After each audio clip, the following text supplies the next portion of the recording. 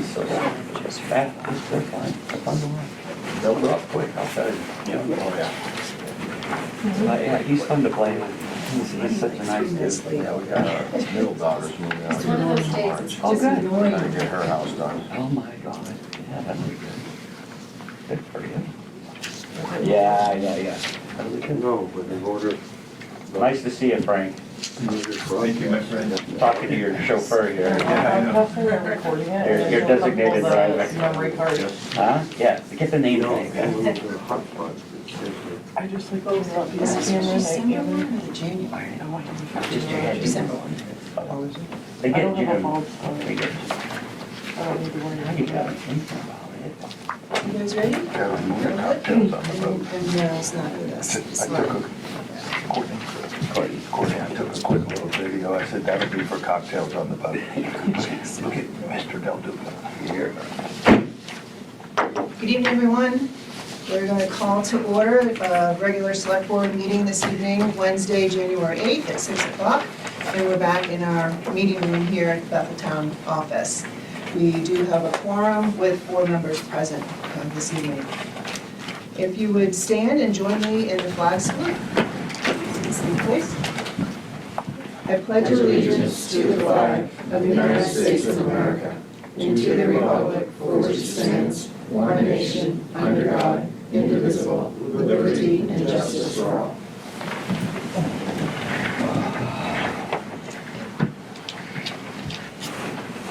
I think we've reached the moment in the agenda for public comment.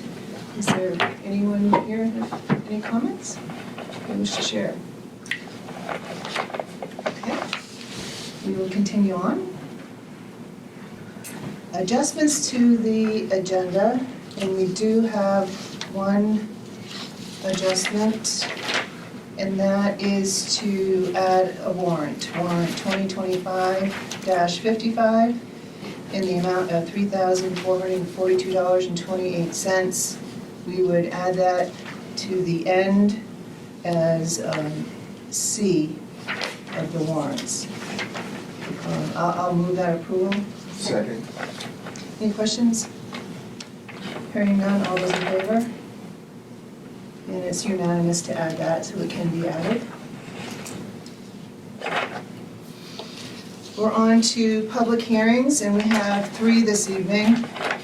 The first one is a public hearing for on-premises liquor license renewal application for Jerry Bethel LLC, DBA The Bethel Inn, located at 21 Broad Street. And I will open up that public hearing. Are there any comments from anyone? This is where we would read the email that was sent, or would that? No, that would be under entertainment. Oh. And it's been noticed, any email comments or anything? There was one, it's in your packet, but I believe this pertains more to entertainment because it was about noise during events. It came in last April. By one of the abutters to the.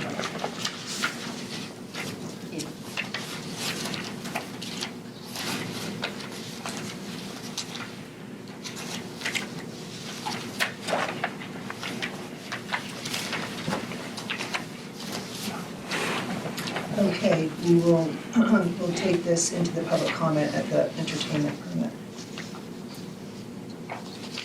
So if there are no comments for the on-premise liquor license, I will close that hearing.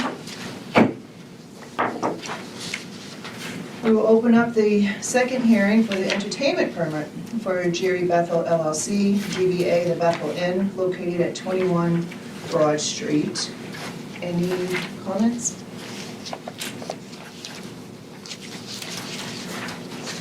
The email that was forwarded, this one came in August.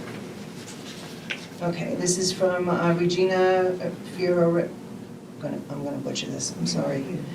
Fiorentini, Friday, August 16th, 2024. It's an email, and just read it for the record. Hi, I just wanted to follow up about our conversation regarding the Bethel Inn. It looks as though she may have visited the code enforcement officer. I am very interested in attending their licensing renewal in December, and know others from the community are interested as well. During Summerfest this year, Bethel Inn once again had a very loud wedding that was overpowering the concert on the Bethel Common, which I know many people in the community were upset about. That same night, they did not stop the music for the wedding at 10 p.m. as dictated by the Bethel ordinances. The music continued until 10:15, at which point several of us started shouting at them out our windows to turn the music off. If they can be loud with music, we can be loud with shouting, and my window is directly over the wedding tent at Bethel Inn. I have video of this with timestamps if needed. I'm so curious as to why Bethel Inn is allowed to repeatedly have these loud weddings going past 10 p.m. I have lived in the Opera House 10 years, and every single year they go past 10 p.m. I think their Summerfest activities were far better than last year, and I've noticed that they have only had one outdoor wedding this year, which is an improvement greatly over last year. But just curious as to why they seemingly do not have to follow the town ordinance and shut off music at 10. They seem to just blatantly disregard this over and over, and nothing is ever done. Thank you. Regina. Do you have any follow-up for us on that, or? No, she originally came in back in April. We had a conversation. I was pretty new to the position, so I reached out to Kingston Brown and kind of asked him what to do. We do not have anything in our ordinance stating that you can't have music past 10 p.m. I did reach out to her after that and have a conversation about, we do not have an ordinance regarding time, and suggested that she watch the papers for when the entertainment and liquor permit would be coming up, and that she should come and voice her concerns. Yeah, well, thank you for But that I thought we attention. did have an ordinance for noise. So there is a standard under planning board. I would guess that Bethel probably has never even been to planning board. They've been an establishment for quite some time. So that was gonna be my follow-up there- question too, But is, yeah, there isn't an ordinance, there's a noise standard, so the planning board could discuss with somebody when they come for a new site plan, how late are you going to be operating, is it inside or outside, but there's no actual rules or ordinances saying you have to shut music off at 10 p.m. or 11 p.m., or that it has to be inside or outside or anything like that. right, the only other location in our town would be if there were any conditions on their site plan approval. So that would be the only other piece. To check out if you want to follow up on it. I believe I pulled it back in April, it's been long enough, and I remember when this came up, we've been kind of disconvolted, but I can pull that and follow back up as well. Yeah, just to see if it's But a condition. I'm pretty sure that they did not go to that site plan. Well, thank you for following up on that. Any other comments? I'll make one comment about that, is that this person has brought it to the board, and I didn't hear anything mentioned where anything's brought to the Bethel Inn. And it sounds like before it rises to our level, it should be handled at a lower level before it comes to us. So I'm going to say to our town manager, maybe we put it on her plate that she try to work through this before it comes to our level, in a way that, Bethel Inn, we have people that complain about the noise. Is there anything that you can do in your purview there to change things so that we have this person not complaining anymore? If they can't work it out, then, maybe it rises to our level or not. But I would say that would be a response from a board member, that would be a place to start. I don't necessarily think starting here is the place to start. It seems like there were some initiatives, but you're right. If You're right. does the Bethel Inn know that this Right. concern is out there? Yeah. Yeah. Just along those lines, there's that complaint, but just the point about the music for Summerfest and the wedding were like side by side. Do we have any coordination of events? Do we know, I don't know, when we say yes, music can happen on the common, or do we say yes? There's a schedule that people have to sign up for in the common, and that's public. Yes. So the Bethel Inn would have access to the That. schedule. Mhm. Yeah, I just was wondering like how that communication should happen or, Yeah.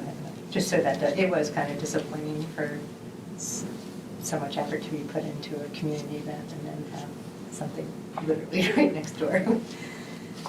A lot of times, people will plan a wedding like a year in advance, Mhm. so.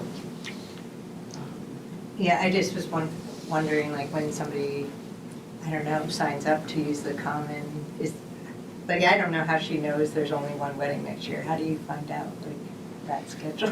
Yeah, that's probably a conversation Yeah. for a separate time. Yeah. On that, but I do know that we do have a schedule, the town does have a schedule, and obviously Bethel Inn has a schedule, and, you know, maybe they can find a way to cohabitate a little bit better, and maybe we can talk about that at another time. Okay. But does anybody else have any comments for this public hearing, their entertainment license? Okay, hearing none, we'll close that one. And we will move on to the third one, which is a public hearing for on-premises liquor license renewal application for River Lanes located at 32 Cross Street. And we will open that. Are there any comments? Don't seem to be any written comments? All right, hearing and seeing none, I will close that public hearing. We are on to the minutes of our last meeting. Discussion and action to approve the regular select board meeting minutes for December 18th, 2024. Are there any corrections, deletions, amendments, changes?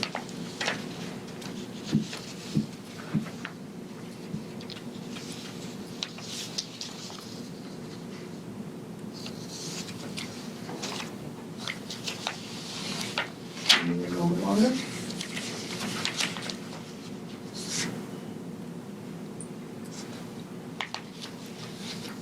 All right, well, hearing none, I accept a motion to approve as presented. I'll make a motion to approve the minutes from the December 18th meeting. Thank you. Second. Thank you. Any other questions? Hearing none, all those in favor? All right, and abstention? I was absent. Abstention, so we have 3 ayes, 1 abstention due to absent at the December 18th meeting. And approval passes. Okay, acceptance of grants, donations, reimbursements, and/or sales of materials. I believe we have none. Thank you. And we are at the town manager report.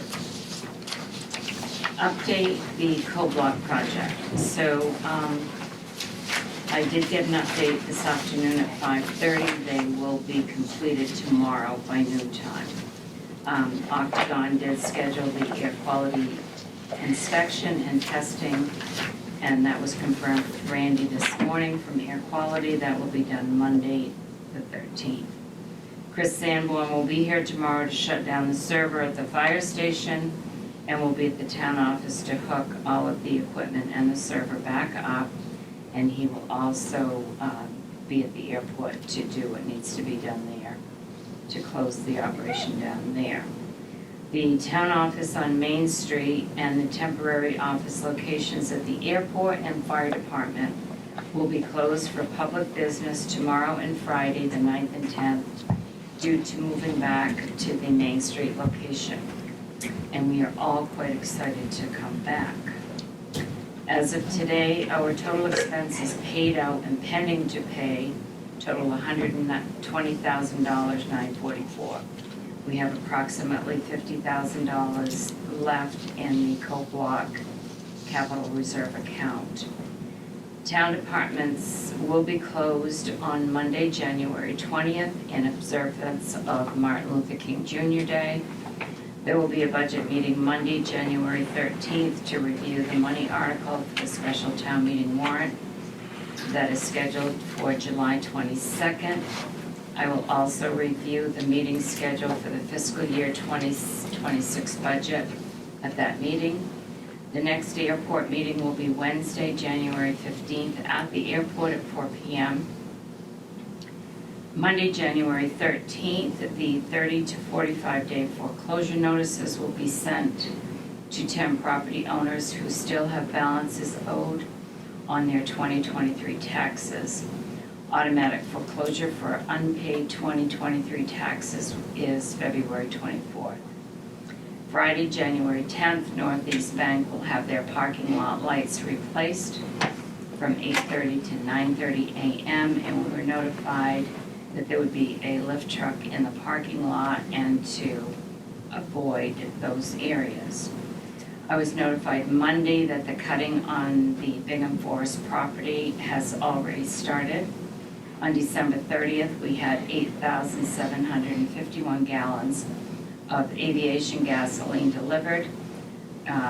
All fees included, that was a cost of $40,263.56.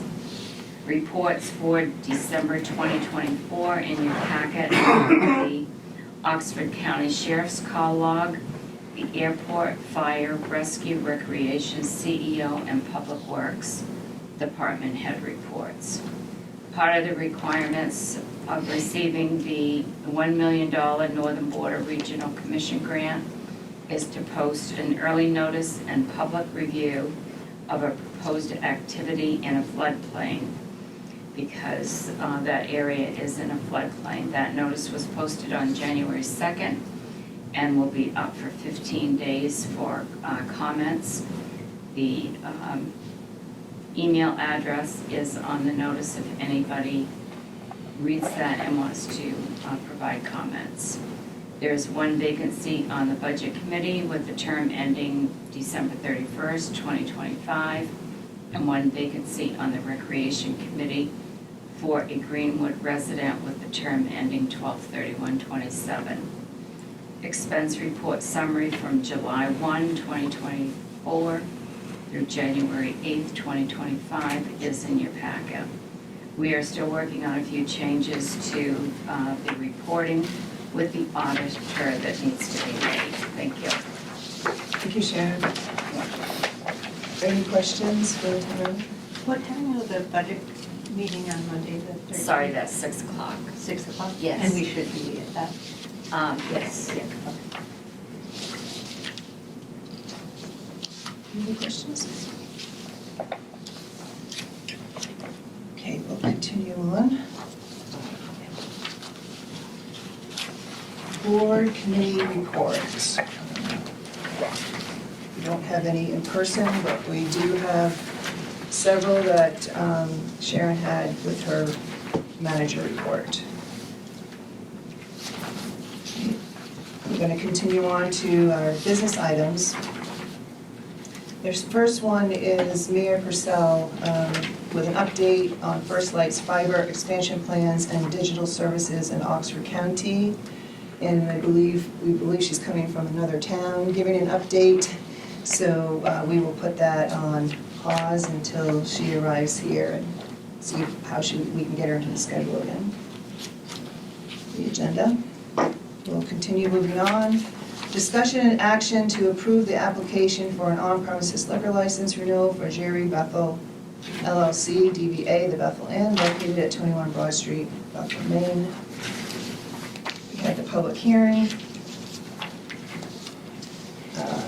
I'll move approval.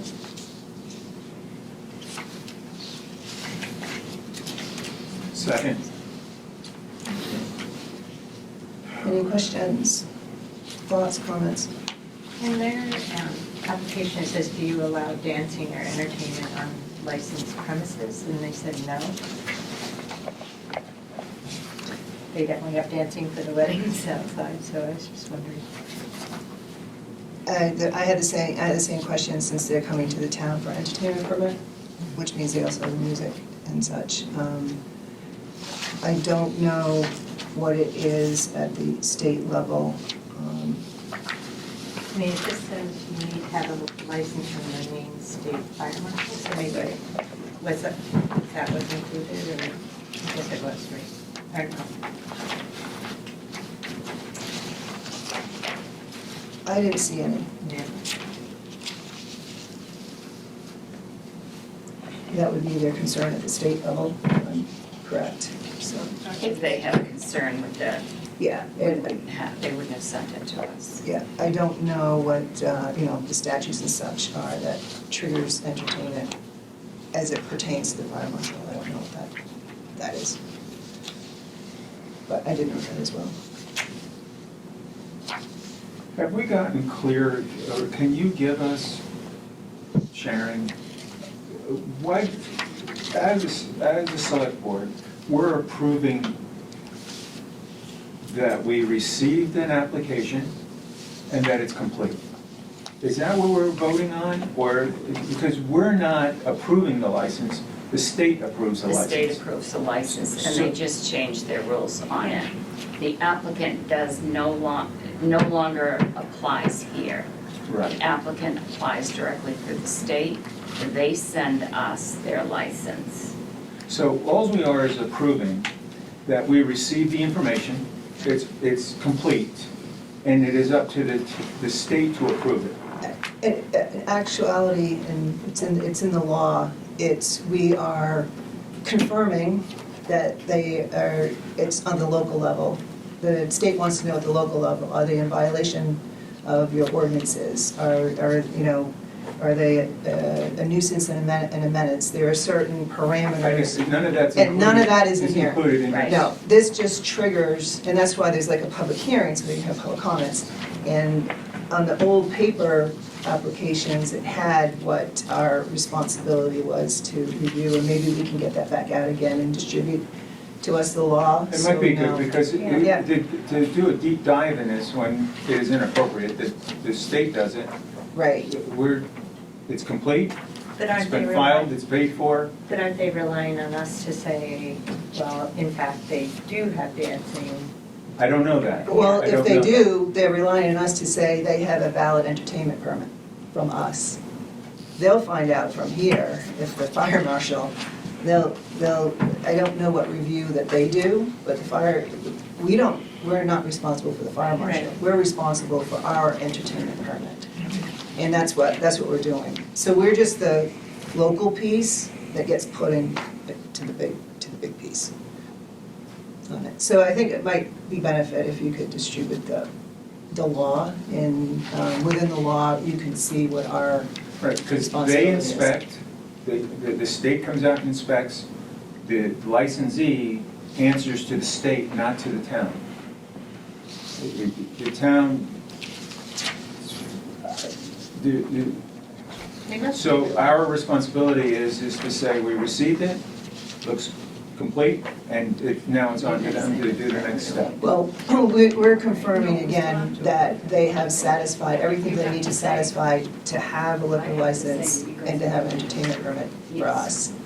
That For they're- the town, For the town, for the town, not for the state. not for the state, and together, they don't get a liquor license approval until it goes before the public and the municipal officers, and we sign off on it and say, yep, Well- they've done everything that they need to do at the local So level. what if Based we- on that, the application is complete.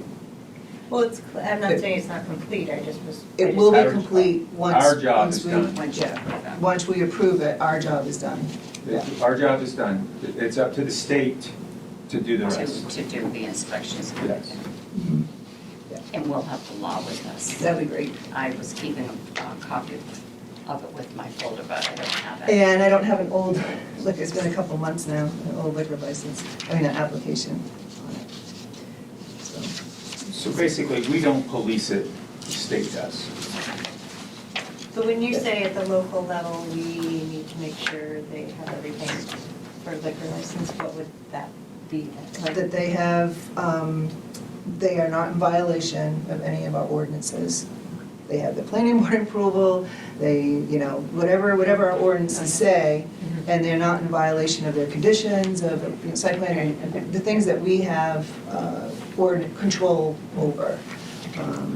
And, we could have the purview, if there was enough feedback that people were, didn't like the noise. If there was numerous complaints, there couldn't be facilitated, correction to that, then that could give us rise to perhaps deny it. There are certain things that, there are certain parameters, purviews that we can say approve or deny, and it's in the law, and I think that will help us the next time. Yeah. Yeah. Any other comments or questions? All right, hearing none, all those in favor? Okay, and it passes unanimous. We are on now to discuss and take action to approve the application for entertainment permit for Jerry Bethel LLC, DBA The Bethel Inn located at 21 Bar Street, Bethel, Maine. I'll move approval. Second. Okay, any questions here?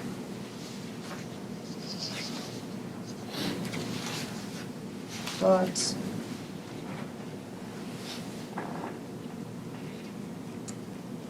Hearing none, all those in favor? And motion carries unanimous. Right. Moving on to 10E. Discussion and action to approve the medical cannabis dispensary renewal application for the Stone Moose LLC located at 22 Sunday River Road. I'll move approval. Second. Before you, We can do, We can do the entertainment. we can do, Oh, D. Yeah. you can back up, but I need to. thank you, guys. All Yeah. right, thank you. I know, I thought there was another one, I didn't have it They're stapled together. in my hand. I Yeah. put the wrong one in the wrong one. Thank you for that. If you don't mind holding Mike, we'll go back to this one. No, I'll hold. Yeah. Okay, so we're gonna go back to D. Thank you for that. Discussion and action to approve the application for an on-premise liquor license renewal for River Lanes, Inc., located at 32 Cross Street. And I'll move that approval. Wait. Can we just approve that? The River Lakes? yeah, oh, no, Was it the- no, we did not, oh, No, no, we it's- did no, the that's one we entertainment missed. It's the entertainment. Jerry. We did the entertainment for, that's one, yeah. So Clark, which one do we miss? Your River Lanes. Okay, all right, thank you. So we have a motion to approve. Make a motion that, Michelle oh, you seconded. did? Oh, I just, oh, second. Sorry, guys, I didn't miss you. Thank you. So any questions, thoughts on this license?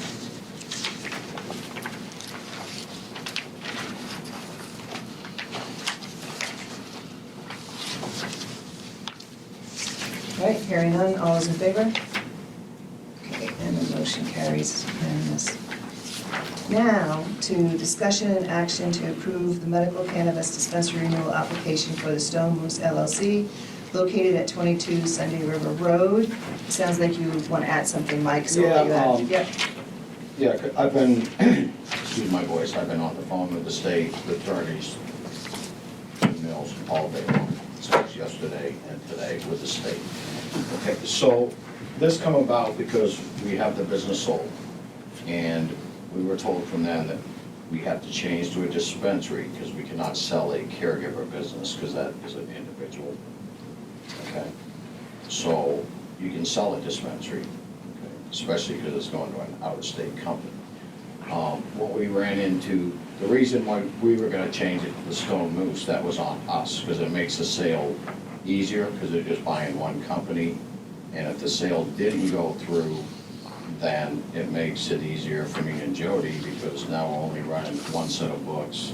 You don't have to file taxes, reports to the state, all that stuff is just duplicated for nothing.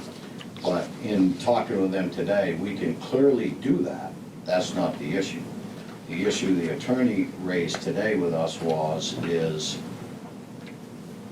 to sell they're both governed different, okay? If I put them under, they still don't give me a clear answer until tomorrow or the next day. If I put them under one company, you have the recreational, which is no problem selling to a public company because you don't have to list, you just have to list the management and you don't have to list the million stockholders that are in there, okay?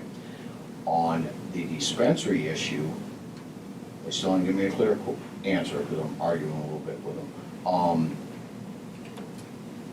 What I'm being told right now, which they don't know that's for sure, because they're taking into consideration what I said, is they, in order for an out-of-state company to buy a medical company, now again, this won't be known until Friday or so, that company, what they're telling me is, which the attorney's going through it, it's hard to do because you're supposed to list all the shareholders. There's one word that they have in this thing that's holding this up, and that's on the medical side with a dispensary. So once the shareholders are in there, then we're selling it to a public company, that's millions of people. So in order to do it that way, it literally has to go to an individual, and then that individual in that company that's buying me, and then they need to make a management agreement with the company. So what I'd like to do is, I've got a tight timeline on this between the sale, the expiration of our application to the state as far as getting the things switched to a dispensary. I'd like you guys to approve this, but with the but under the circumstances that I come back and give you the correct name that's gonna go into, because it may stay in the Moosehead Farms name. Because, but the public company, that's not really your problem though, right? It is, because I can't sell it to them if it's not set up right. That throws a kink in the whole thing. All right. So this one. So what I'm saying, I'd like you to approve it. It doesn't go into effect until the state approves it, comes out, does all the inspections. So approve it, give me a couple days to figure out exactly what name it's going into. Either Moosehead Farms or the Stone Moose. They're all owned by the same people. But currently today, right now, when we vote, it's under what name? It's under the Stone Moose, but I'm asking you guys to make Right, but like you what happens? like you guys approve a lot of other things and say under this stipulation, they get this information back to us. And that information would be what is the correct company name. But our job is to address it the way it is today. I don't see where you selling or whatever your plans are has to do with what we're looking at for tonight. Do you see what I'm saying? And I'll add to that, we don't know if it's a renewal or a new application. Right, well, it's presented as a renewal. That's ours. So Yeah. it's just being renewed under the way it is. That's how the state will look at it, as a renewal. They're looking at us as we own the same people own the companies. They're not really looking at us like two separate companies. They're looking at us like one conglomerate. Because it's the same, we just renewed this license for medical. The only thing this is a change to a dispensary. Yeah, so I thought it was Okay. just the classification that was changing Right. from a medical Right. store, from a medical store to a dispensary, Correct. which makes sense, but Which now. I just paid that fee on December 9th. Right, right. But now, if I'm hearing you correctly, there also may be a name change? Well, it's down there as a Stone Moose. Right. It's permitted under Moosehead Farms. Right. It's the same ownership, same medical business. Well, you're saying that the state is wanting you to switch from Moosehead Farms to the Stone Moose. Okay, no, that is mine and Jody's choice. That was what? That's mine and Jody's choice because we operate one less business then. State making us The switch state from is Moosehead Farms. Okay, that's written wrong. The state is making us change from a caregiver medical store Yeah, to a dispensary. yeah, it does say. Okay, it's me and Jody that wanted to change the name to simplify our accountant and the transaction and the sale to where they're not buying two companies, they're buying one. But now that they are a public company, we may have to change that we may have to change this dispensary and keep it under the name Moosehead Farms. All it is a name. That's all it is. So you may have a name change instead of That's- Stone Moose LLC, so you have It two could be things Moosehead going on. Farms, yeah. Yeah. And when will you know this? I should know that by the end of the day, Friday. When she gives me the answers I need the attorney tomorrow, then I will know And they won't, whether it's gonna be the Stone Moose or Moosehead Farms, yes. and they won't let you go through with what you wanna go through with unless this is approved from us? The state will not, no. Here's the deal. Every time we get a permit from you guys, we don't have a permit until, we don't get a permit from the state until you guys turn in your approval from the town, just like the liquor board.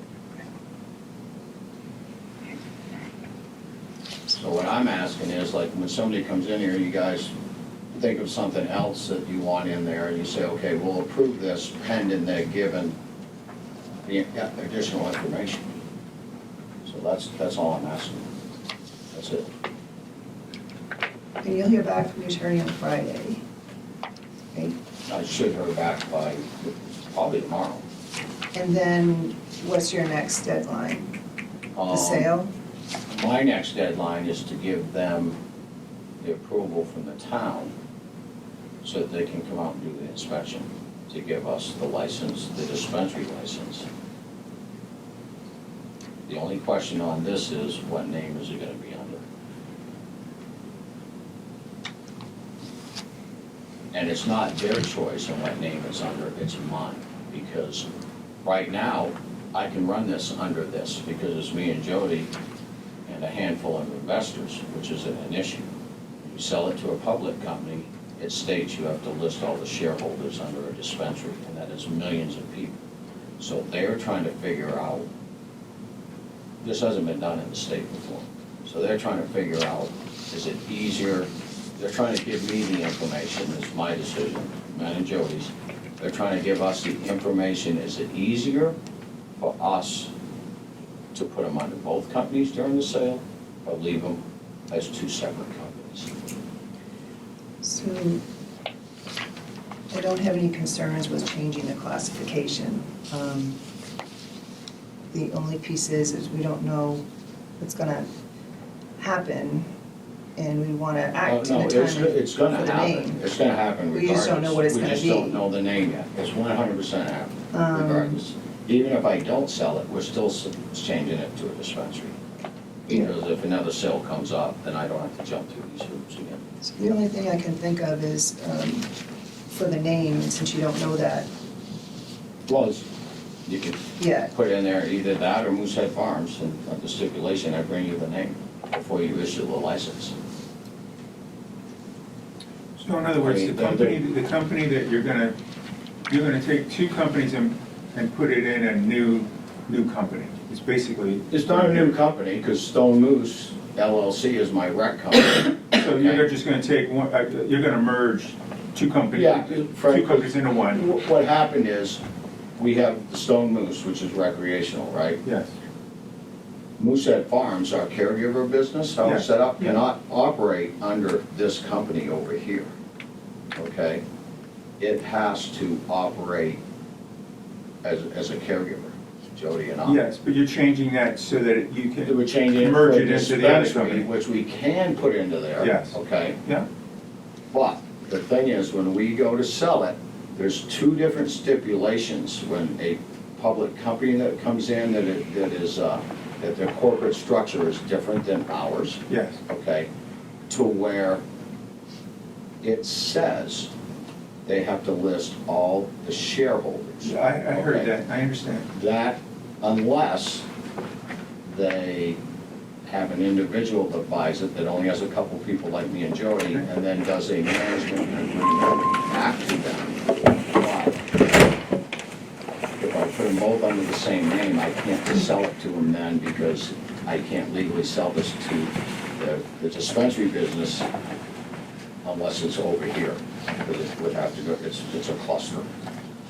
It just is. All I'm trying to figure out is, if we left it open, what are we exposing ourselves to? Well, Nothing. that's kind of what I'm thinking, and plus Yeah. it's not really defined yet, so, what I'm thinking is we have a joint budget select board meeting on Monday, January 13th, is coming, right, that's this coming Monday. And just put it on that agenda? And have a Does it- special board meeting right after that, Okay. and you might have the answers for the name. No, I would have answers by then, and Yeah. I'm fine with that. Yeah.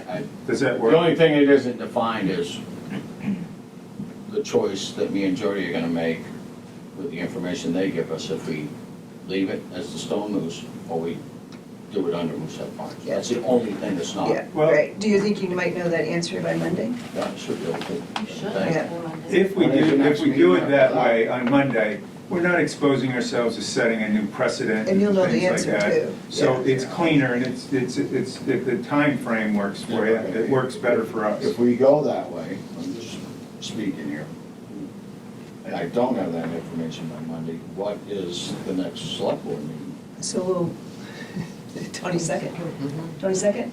Yes. We'll cross that bridge when we get there. I think. 22nd? Yeah. What I'm inclined to do is to act on what you have here, so you have the dispensary piece cleaned up and you have it all set. And then take it day by day. If you don't have it the 13th, then the 22nd is the next meeting. I'm just looking at Yeah. my deadline here with the state. Yeah. Do you have a deadline of the 15th or something? Well, I have a deadline with the state because once you file for the permit, I had to pay the $5,000 fee. And if I'm not done with my end within that 30 days, I lose that and I have to pay it again and start the whole process over. And that fee, that's going down here in the next few months, but it hasn't even come into close. So it's, it's just,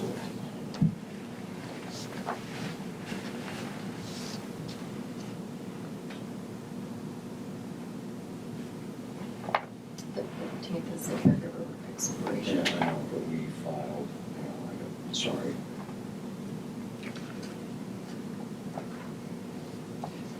While you're looking that up, I'm just going to pick a related topic while you're looking that up.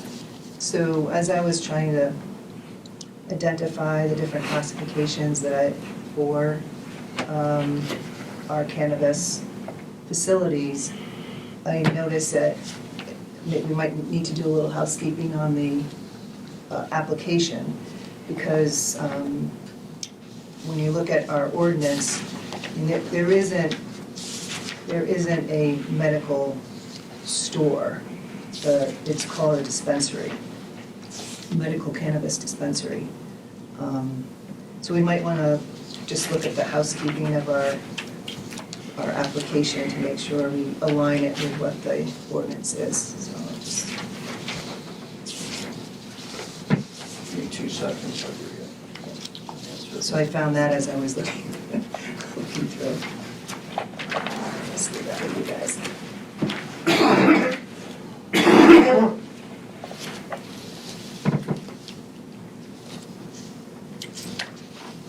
So you want it added on? Okay, so you're on the 22nd. Yep, I think that's the date, right? Yes.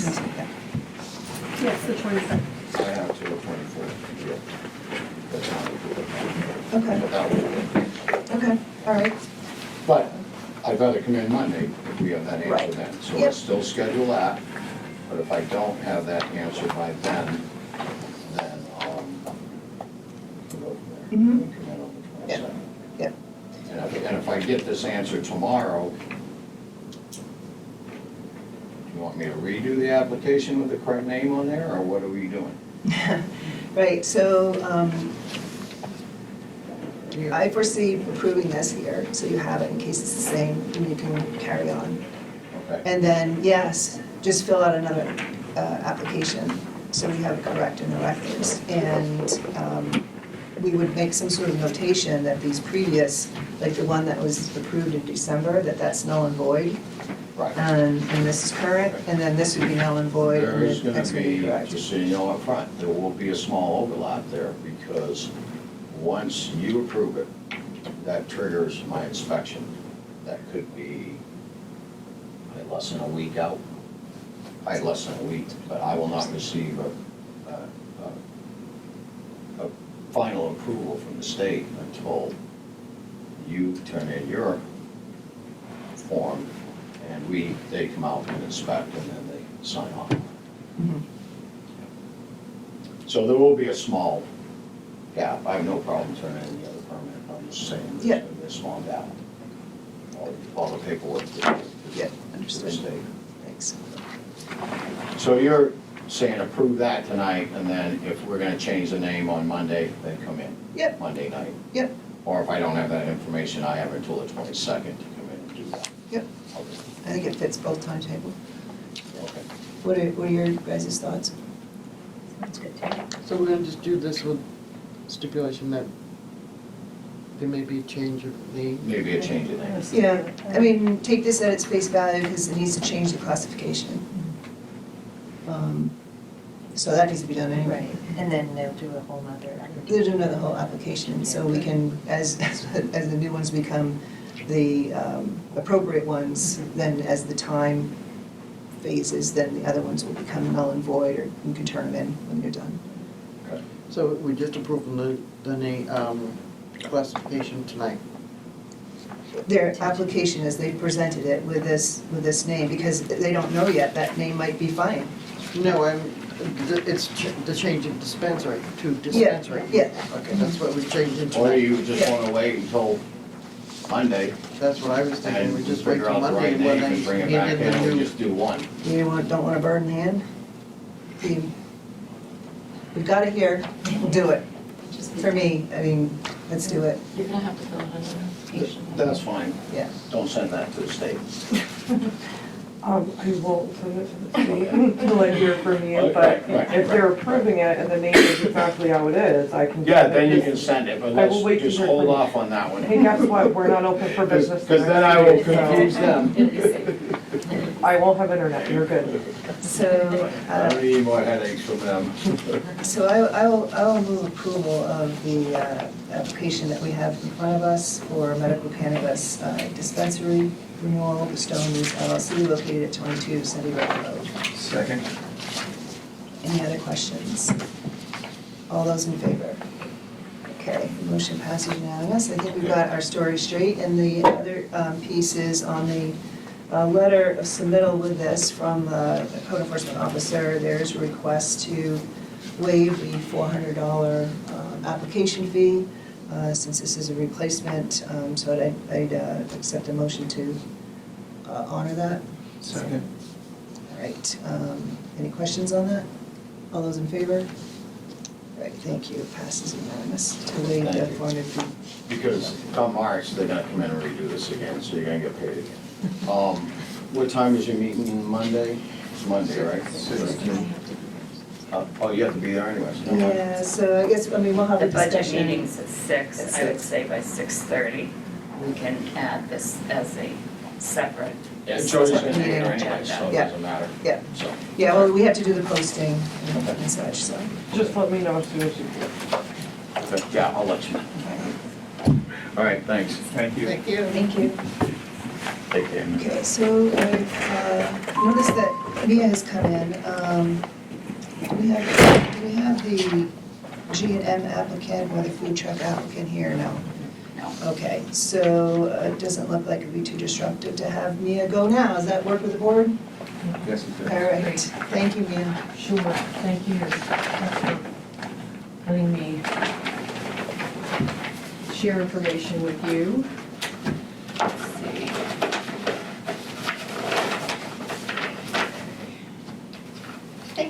Sure.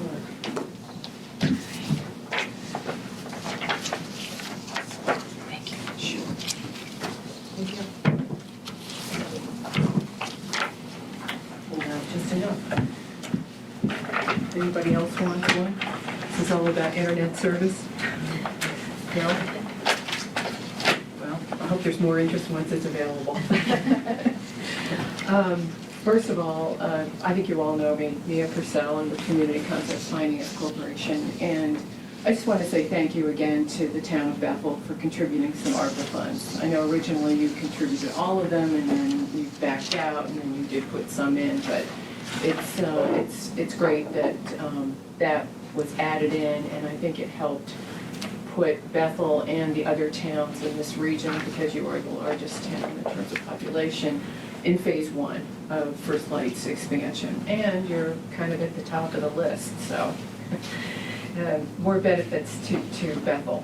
But what I wanted to do was to walk you through some questions that were raised, in particular at a meeting of the Mahoosic Broadband Committee and town officials.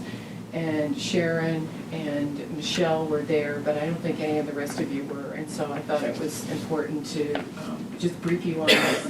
Get any questions that anybody has that aren't listed here, and answer them as best I can. So, what First Light is going to be doing, and it's an option, it is not required of anyone, it's just an option, is they're putting in, replacing their telephone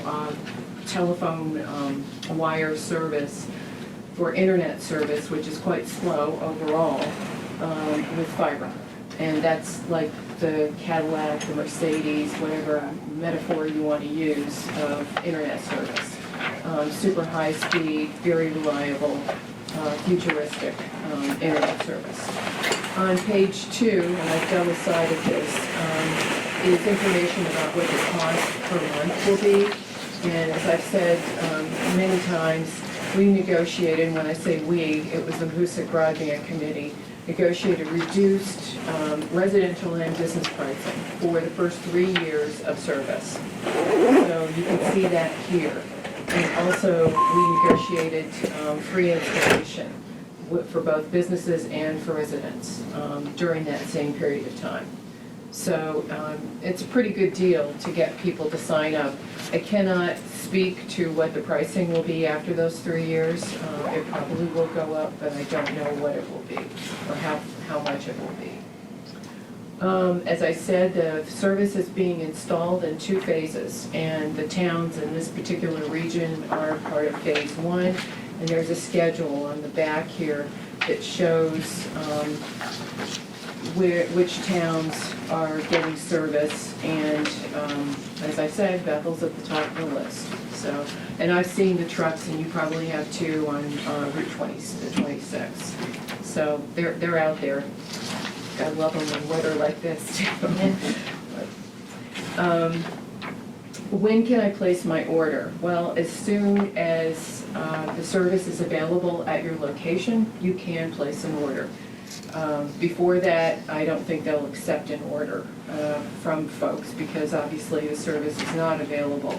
And people who currently have First Light service will get a message from First Light on their bill. They'll also get a letter letting them know that service is available. But you can also go online, you can put in your address, and you can double check. And you can also follow their progress on their Facebook page. Another question that came up was, what if I have a long driveway? Will they put in service on my driveway? Let's say it's over a mile. And what they've said is they will put in connections that are up to 1,000 feet from the main road for free. If it goes beyond that, there might be an additional cost to the homeowner or business owner. And I don't know what that would be. So I think that would be done on an individual basis. Another question that came up was, if I have solar power, can I get this service? And the answer was yes. That's an option for people. And also, if you currently subscribe to First Light, and there are some people in this area who do have First Light fiber, can you get these reduced prices? And the answer is yes. You have to call and request it. It won't be automatically given to you, but if you call and request it, yes, it's available to you.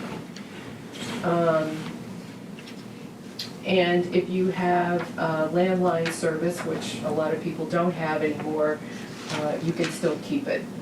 It doesn't. This does not impact any landline service. It's strictly internet service. And then on the very back of the internet section, there's a listing of tasks that people do, whether you're gaming, you're just sending emails, surfing on the internet, uploading big documents, how many devices do you have in your home, and then what speeds do you think you might need, just to give people an idea of how to look at the pricing and to figure out what might be best for them. Are there any questions about any of that? Yes. First thing you said is that the pricing for the setup charge would be waived for the first 3 years, but on the paper it says first year. Well, you only install it once, so it's waived completely that first time. Oh, Yeah. Yeah, you don't have an installation charge on a regular basis, it's just once. Yeah. Any other questions on that? I did want to also let you know about our digital services, because I think of internet service and digital service as kind of like a three-legged stool. You got to have internet service. If you don't have a device and you don't know how to use it, your internet service doesn't do you a lot of good. So the digital services is really getting into the other services that are part of that, quote, three-legged stool metaphor. And one is Lifeline. Lifeline is a federal program. It will reduce residential internet service or landline service, but not both, one or the other, by $9 for internet service a month. And it's targeted to people who are low income. So if you receive SNAP benefits, you're on main care, SSI, supplemental security income, public housing assistance, or veteran survivors pension benefits, automatically you qualify for Lifeline. But you have to apply for it. Just because you qualify for it doesn't mean that you're automatically going to get it. And we have a staff person, and I think I put information about contacting her, Julie Whitman. Do you all know Jim Whitman? I think a lot of you do. Yeah, he now works for us, and he's our digital navigator. Julie, his wife, will help people apply for a Lifeline. We also have refurbished devices. We bought 80 of them from SAD 44. There were MacBook Airs. We also bought 50 from SAD 72. And we bought 50 from Give IT, Get IT, which is a water bill based business. I've just purchased 50 more from Waterville, the Give IT, Get IT. But we're giving these primarily to people who, excuse me, can't afford to buy a laptop. They need it to apply for a job or take classes. And we've largely been giving many of them to people who are FedCap clients, and they're on TANF benefits. So they're very low income. We also have free tech help, as I mentioned. Jim Whitman is our digital navigator. He goes to 9 or 10 different places during the week. The Bethel Library is one of those. The Whitman Library in Bryant Pond is another one. He's there for 2 hours at each place, and he provides free tech help. So if you have a smartphone or a laptop or a tablet and you've got questions about how to use it, he can help. And you don't have to make an appointment, you can just walk in, and he's there, he'll help you. We also have free classes that are available. SAD 44 Adult Ed probably offers the most of any of our different locations. And the Bethel Library has some too. These are through the National Digital Equity Center. And it has national in its name, but it's based out of Machias, Maine. And their classes are interactive and they're online. So when you take the class, you can ask a question and get an answer. It's not like it's recorded and you can't ask any questions. If you go to SAD 44, for example, and take a class, you're sitting there with other people, but you can also take classes at home if you want to, and just sit in front of your computer.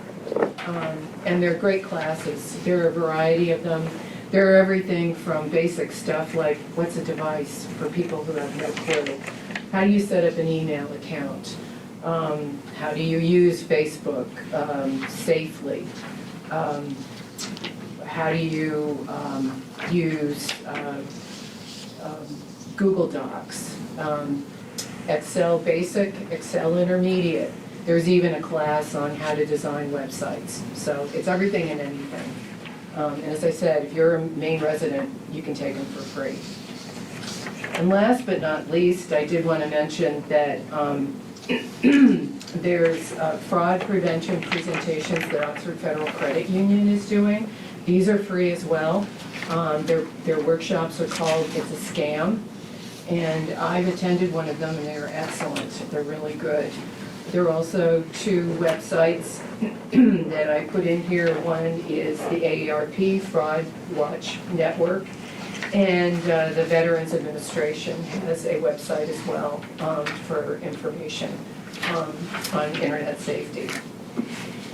There's a flyer here for the Lifeline program, which I hope some of you will post in your places of work or in the town office. This is the Tech Help schedule for Jim Whitman, so you know where he's going to be and the times.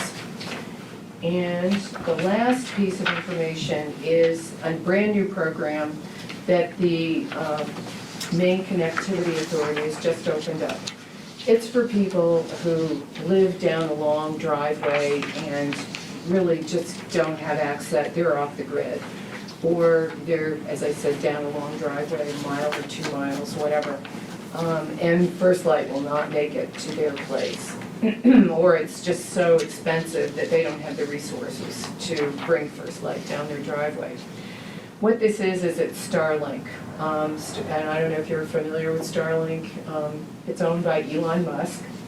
And it's low Earth orbit satellite service. And I know a number of people who have it and they really like it. It's better than having nothing, and it's better than HughesNet, which is high orbit. Low orbit is much better service. What this program does is it provides free equipment and free installation. It does not provide the monthly service. So whoever gets this has to pay the monthly service, and that's about $120 a month. So for somebody who's low income, obviously that probably would be beyond their ability to pay. But for those people who really want internet service at their camp, at their home, wherever, it's not limited to people who just have a primary home or a business. It could be for a second home that's off in the woods. So anyway, any questions about any of this? Nope. Okay, well, thank you. I appreciate the opportunity to share with you. Thank you. Thank you very much, Mia. Thank you for staying on top of it. It's been a long haul. Yes, It's coming together. We're not done yet either. Thank you. And I will send, I don't think I sent JPEG or PDF files of some of this, but I'll send it to you. Maybe you can post it on the website. Sure. Yeah, just to let people know. Do you want a copy of this? Sure. Yeah, do you get article? Yeah. Gets the word out, yeah. Yeah. Sure. Just get the word out. Yeah.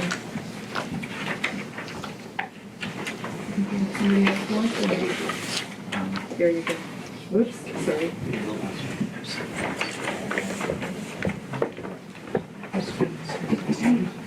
All right, well, thanks again, Mia. Oh, my pleasure. We're going to continue on here. Okay, it looks like we're at 10F, and that is discussion and action to approve the adult use cannabis cultivation facility renewal application for Route 2 G&M LLC on Route 2 in Bethel.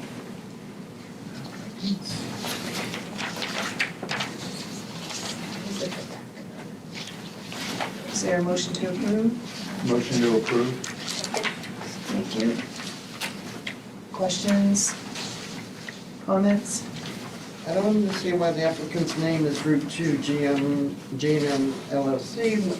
We have Brittany Casey on here, we have Benjamin Brotu on here as property owner.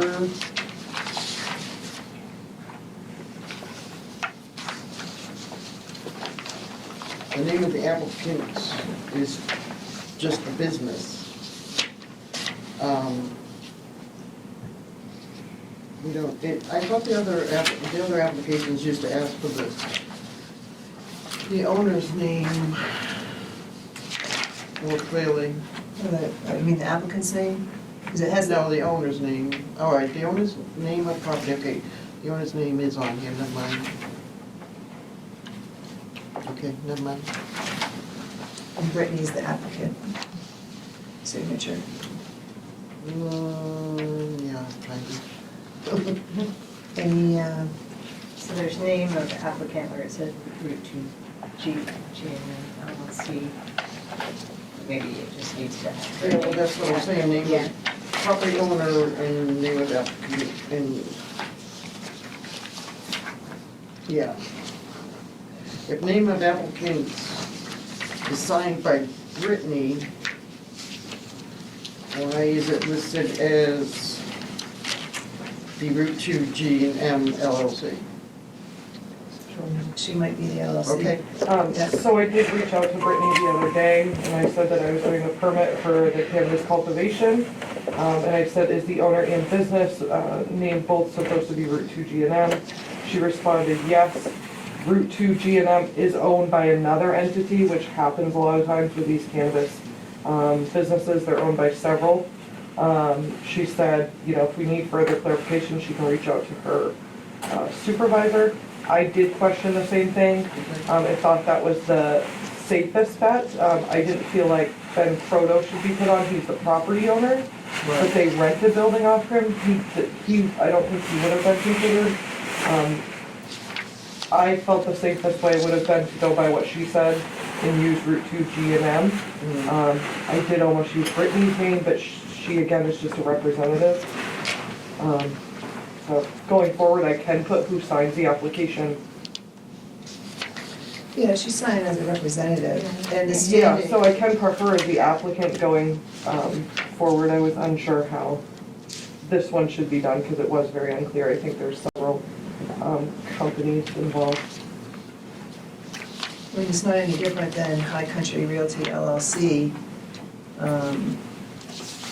in the other application, and then the Everett signed. Yeah, and I think that's how they get the licenses too, right? It's a business name. Yeah, You have something. and you're the representative. Yeah, you don't sign it. And it may be a sole LLC. You don't know. Could be a sole proprietor LLC, but.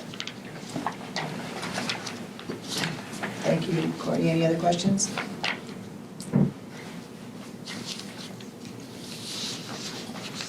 Hearing none, all those in favor? All right, and the motion passes unanimously. We're on to G, 10G, discussion and action to approve the food truck application for Camp Cafe of Rumford, Maine.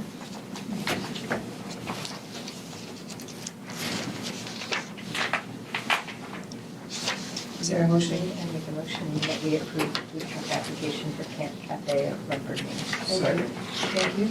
Any questions or comments on this?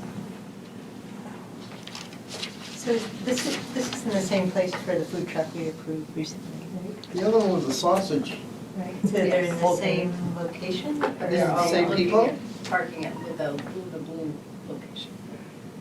So they're at the same time, or do they like? I come do and not go? have that information. Okay, I was just wondering. So they're both gonna be there, is that what you're saying? They could both be there, they have not indicated if they're gonna be there at the same time, or if they're doing different days or times, but that is the location that would park if they were here. The other one said that they were gonna be out back and they park out front, so maybe one will be out back and one will be out front. Any other questions? That said that parking would be safe, I mean, it would be safe enough to have two of them there and people turning around and going out. I can't really picture. Our ordinance doesn't speak to it. Food trucks are exempt from the site plan application, as our ordinance stands now. But all good questions, good questions. Any other questions, comments? All right, hearing none, all those in favor? All right, thank you. Motion passes unanimous. We're moving on to H, 10H, discussion and action on Incorporated Civic Organization Special Event Application for Maine Ski and Snowboard Museum for January 19th, 2025 event at Carter's Cross Country in Bethel. We have that application in front of us. I make a motion that we accept the application for the civic organization special event. So- There's a lot of, for Maine Ski and Snowboard Museum on January 19th. Second. Thank you. Any comments or questions, thoughts? So is this because they're gonna be serving alcohol? It's not super clear from the application, like it doesn't Yeah, ever the mention title on alcohol in the is not application. great, But yes, it is, and it's an event you okayed last year, it's one they do. Yeah, every that's year. what I thought, but I just, like, there was nothing that said alcohol on Yeah. this whole paper, so I was like, is that why? I took the title right from the application. Except it says right up in the right-hand Oh, corner, state of oh, Maine. yeah. Here. Except, Any other questions? All right, hearing none, all those in favor? Thank you, the motion passes unanimous. Moving on down to 10I, discussion and action to approve the recommendation from the ORC, the Ordinance Review Committee, to revise section 140-3 applicability to put on the June town meeting warrant. So we have that proposal in our packet. And I think Jim's here. Would you speak to it a little bit, Jim? What the background is and such? I could speak wonderfully to it, except for I have no internet to be able to see all my notes on it. So, which one are we on? Do you want this copy?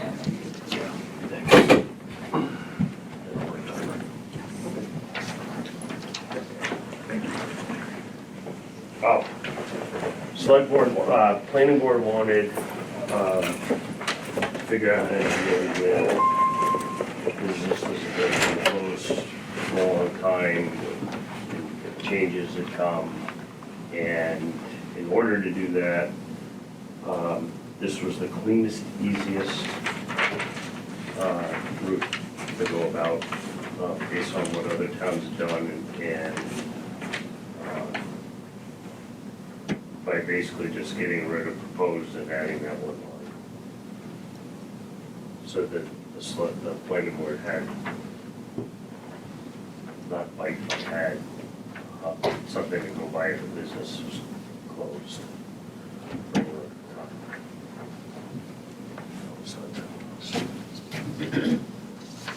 Thanks for the background.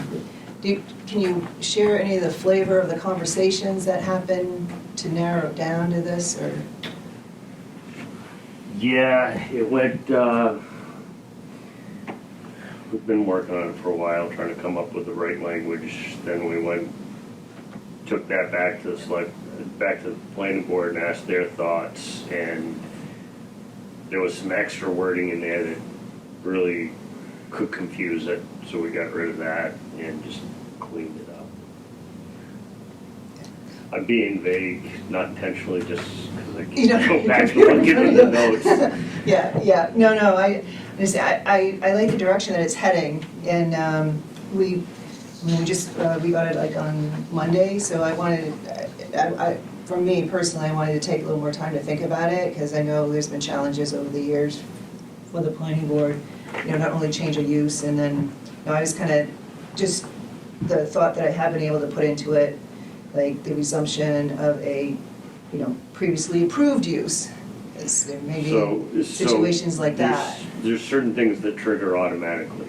Change of use, drawing a blank on the other stuff. But for instance, a change of use, if a business was one thing, say it's a restaurant, it closes down, opens back up as a restaurant, that's not a change of use. If it opens up as a laundromat,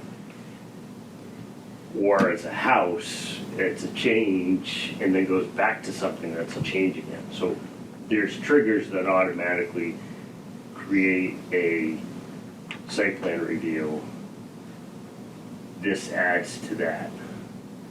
So that if it's right now, you could be closed, a business could be closed for a year and a half and reopen as another restaurant, but changes have been made, code, safety codes, and there's nothing triggering them that the new business would have to come back because it's still safe. No, I agree. I mean, I get it, and I like the direction to try and capture all of that. I just was looking to see how you came to that, and I wanted to put some more thought in it. And I know we're headed towards June town meeting, which is great, but we don't need to decide until March or so to get it on that track for public hearings and such. April. Or is there a reason it can't go on the January one? No, it cannot. No, it's not enough time. You have to have a public hearing. Yeah, Right. yeah. Oh, And it don't has we to- have to have a public hearing for that meeting too? For this, No, well, I know we have to have. Well, that's for the special town meeting, but he's thinking about for the special town meeting. But this is a site plan posting, and the site plan posting goes according to the state, and you need more time.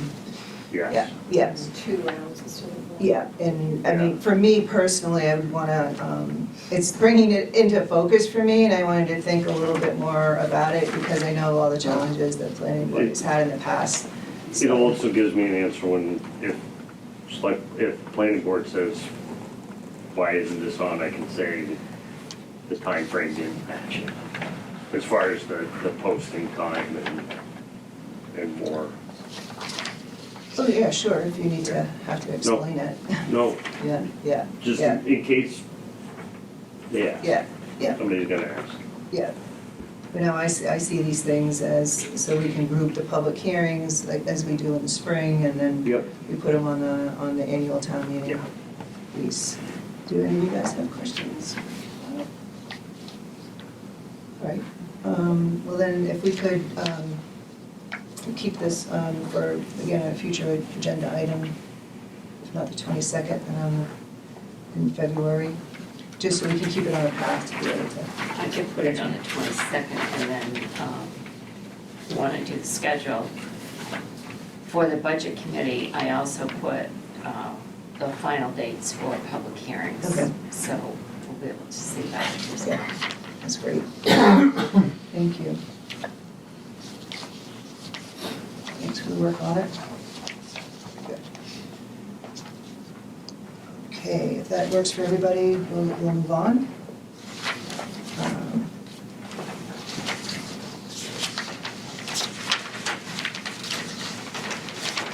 And we're to 10J, discussion and action on the town of Bethel road closure application. And that was in your original packet. And that's incorporated the changes that we asked for at the All the last meeting. changes you asked for, we'll put into the application. I was looking at notes from the other one that, were we gonna ask like who, well, and then I read the state one carefully, but should we like ask like who are going to be your trained personnel who will oversee the closure? That was something on the state one, like who will, or do you have a plan for who will actually oversee the close, be there and be at the road closure itself? Do we need to make Who sure? the point person is. Yeah, not necessarily just the point person, because there may be somebody you contact about it, but like, who will be the people standing at the roadblock, right? I mean, or do you have people lined up, right? Don't we want to make sure that they have a plan? Well, they'll be submitting a plan, right? I mean, or writing down their closure plan here. That's not, see yeah, and then I added, what is the traffic control plan? Because that doesn't seem to be clear, it still doesn't seem to be clear to me that there is a plan. So you're looking for something that, Joe Smith is gonna be at the intersection of Main Street and Kilbourne, Or just, it's almost like the state one is like,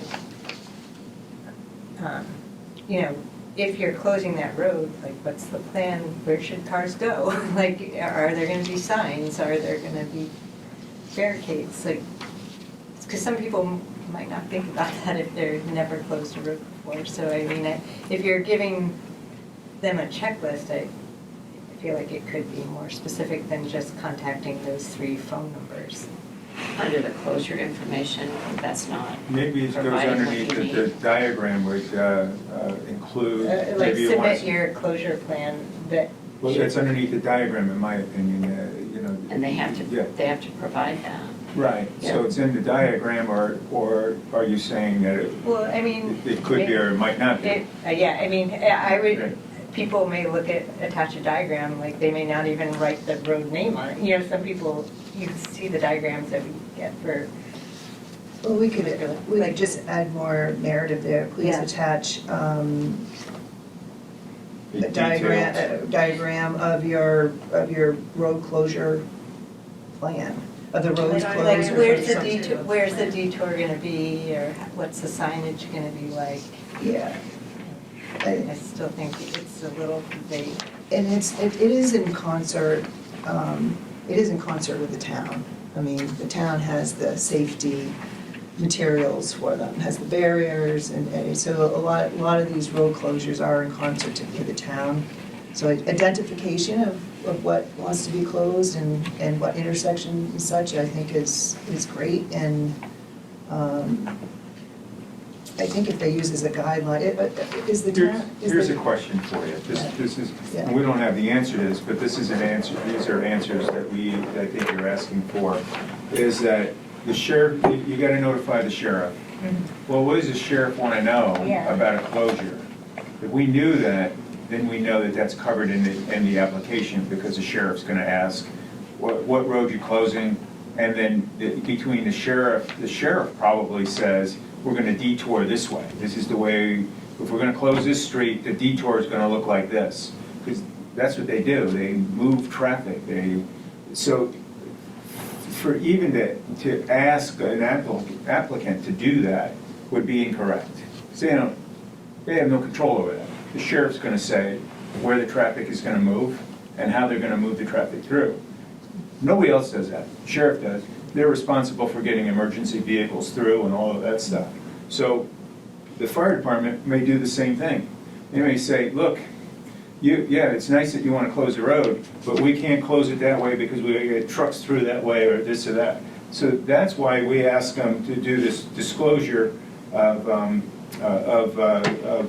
the sheriff, the fire department, and the main transportation. So that's covered all into there. Now I'm speaking out loud and thinking this through. So all the questions you're asking are answered through those departments, and that's why they go into those departments. So that's not up to us. We don't decide that, and by us having an application, we say in order for us to approve this application, we need to see this checklist of what the sheriff said, fire department said, and what DOT, I think that's DOT, said. So we don't do that. It's That done would be better, like if it says contacted the sheriff department and have a plan with, or have made a plan with the sheriff's department. Maybe it should include the sheriff's response, Right, a yeah, sheriff's written response, exactly. the fire department's just respond, all these responses, then you have it included with the application. Because I don't, and would the sheriff be the person who like oversees, like stands it? Absolutely, They stand they're in it? charge of emergencies. Well, I know, but it's not emergent, like if it's a parade or whatever. If an emergency happens, they have to control that emergency. So a road closure, they don't care if you close the road, they just care about how they're gonna handle their responsibilities, which is emergencies. So I know this by being on a school board and how they handle emergencies within the school system. You can have all the plans you want to handle an emergency, but once the cops show up, the cops are in control. They don't care what your emergency plan is. You can have all your procedures, but they're doing it their way.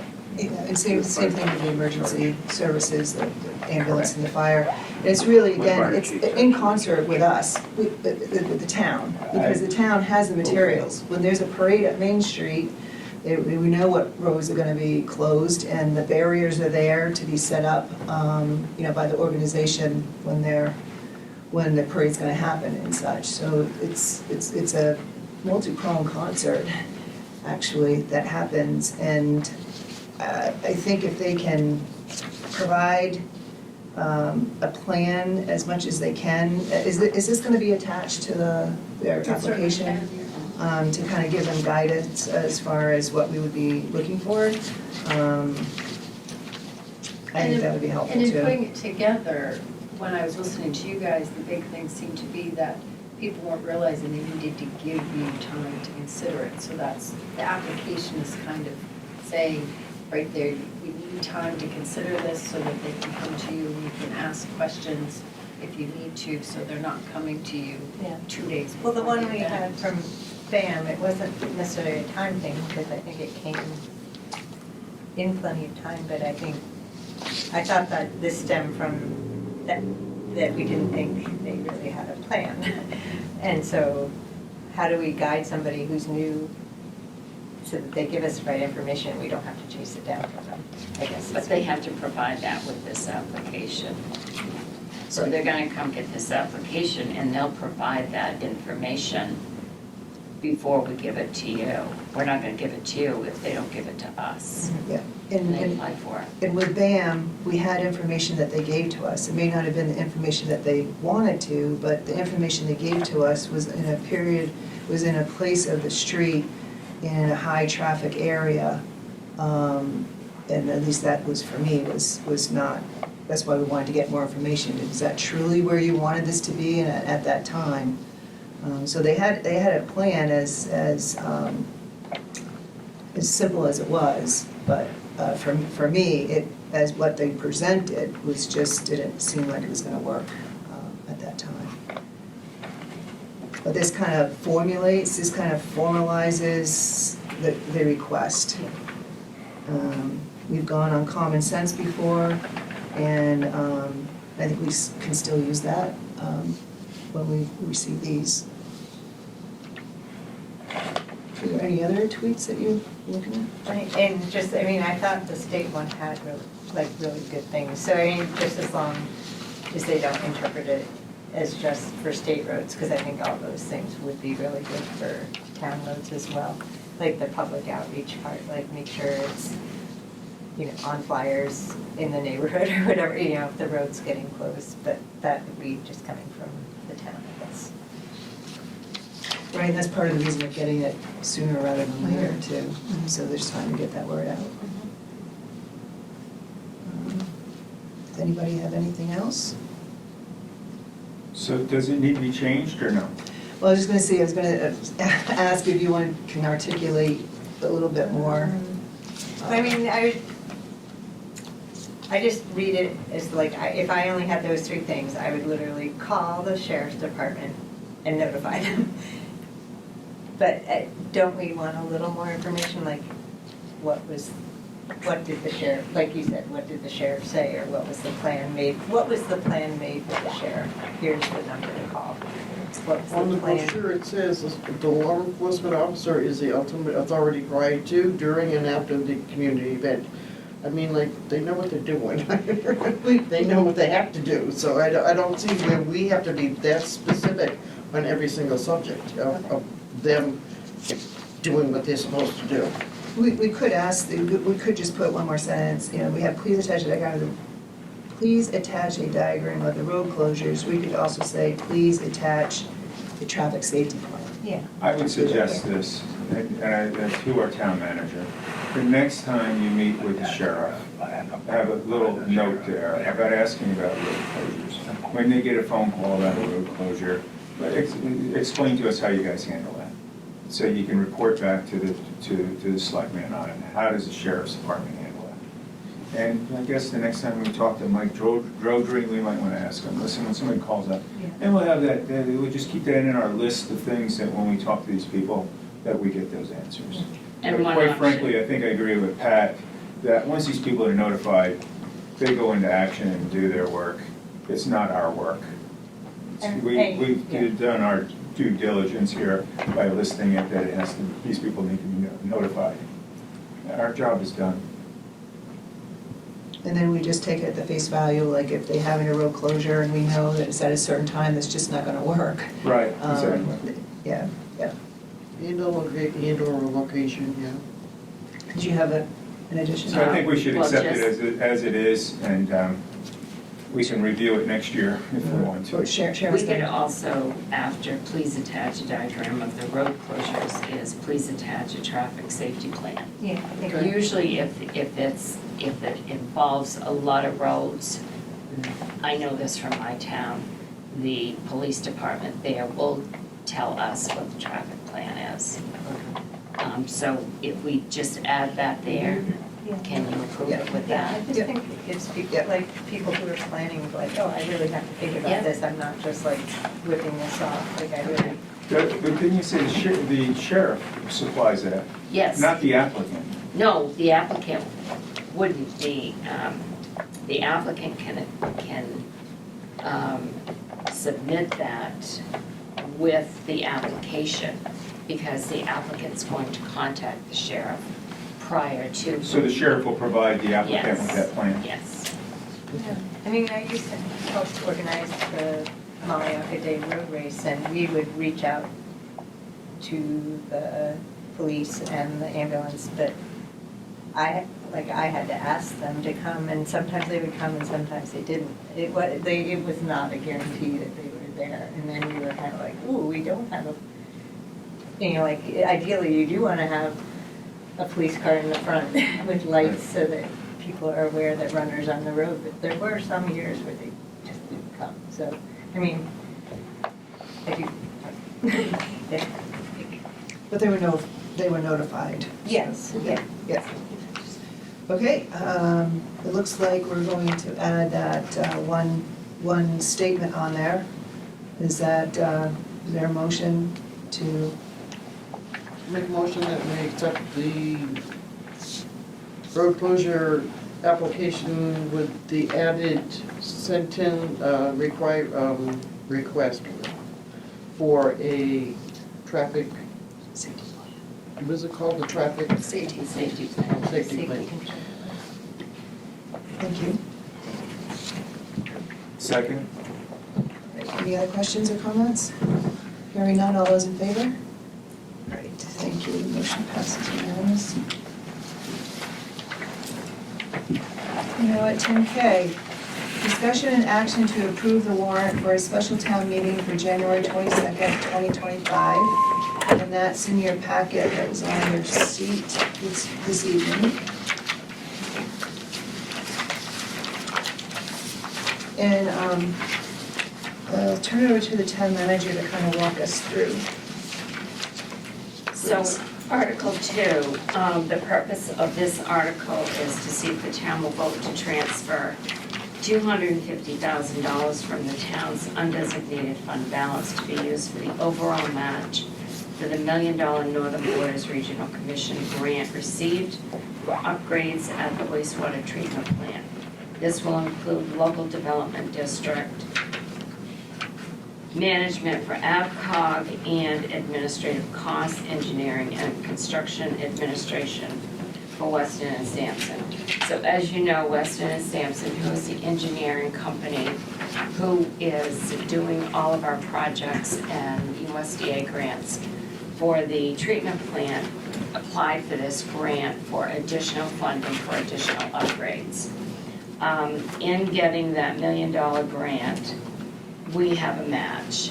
And what we need for this grant for the $1 million grant is an additional $250,000 to pay for things. Now, you were all here when the auditor came and talked about our $4 million undesignated fund balance and how we needed to use that money. It really is in our best interest to use that $250,000 from that account rather than raising that money. So that money is needed soon, which is why we need to have the town meeting, special town meeting to get that approved. So that is Article 2. Do you have any questions about that?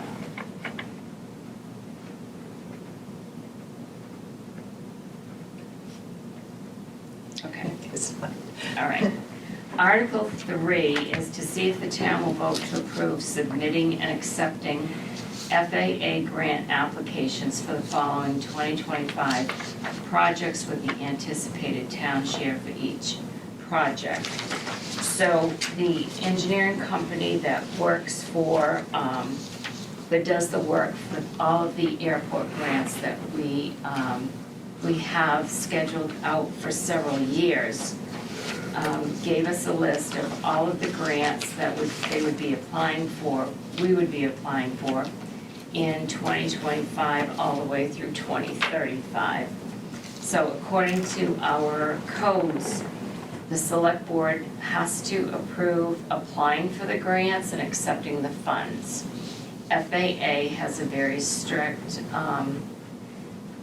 guideline on when these things have to be approved and when we have to accept them. So by writing the grant this way, this includes the 4 grants that we will be applying for in 2025. So it's asking for approval to apply for these 4 grants, and then when when it's accepted, it also allows us to accept it. Like if you look at one, it's for the airport master plan update and the airport layout plan. So the total project cost of that is estimated to be $250,000. That would be an FAA, they would support that and fund that grant for $237,500. The state would pay $6,250, and so would the local share be $6,250. So I've listed that in all of the 4 projects. The second one is for the taxi lane for the hangar development for the design portion. The third one is for the taxi lane for the hangar development for the construction portion. And then the 4th one is to install the automated weather observing system, the AWOS system. That one you'll see the total project cost is funded 100% from the state for $600,000. So what it does is it identifies the 4 grants in 2025 that we can apply to FAA for, and then it also gives the permission to accept it, and it tells what each local share will be. And that was asked for by Dave Netto from Stantec. He listed these all out, and then when we have the June town meeting, I will be having on the warrant for the 2026 projects. That way, once the grant is accepted, certain amounts have to be paid depending on whatever it is. There are deadlines to pay those amounts. So that's why we have to do this in applying for the grant acceptance and then accepting it. And the town's estimate, and these are all estimated amounts because they could change, but the estimated amount for the local share is $21,500. I did put $20,000 in the budget for fiscal year 2025, which that amount is okay, because we won't need some of these amounts for the local share until after June anyway. So we'll know at that time better how much extra we need that we'll be able to put in the 2026 budget. Thank you. Questions? It's pretty straightforward.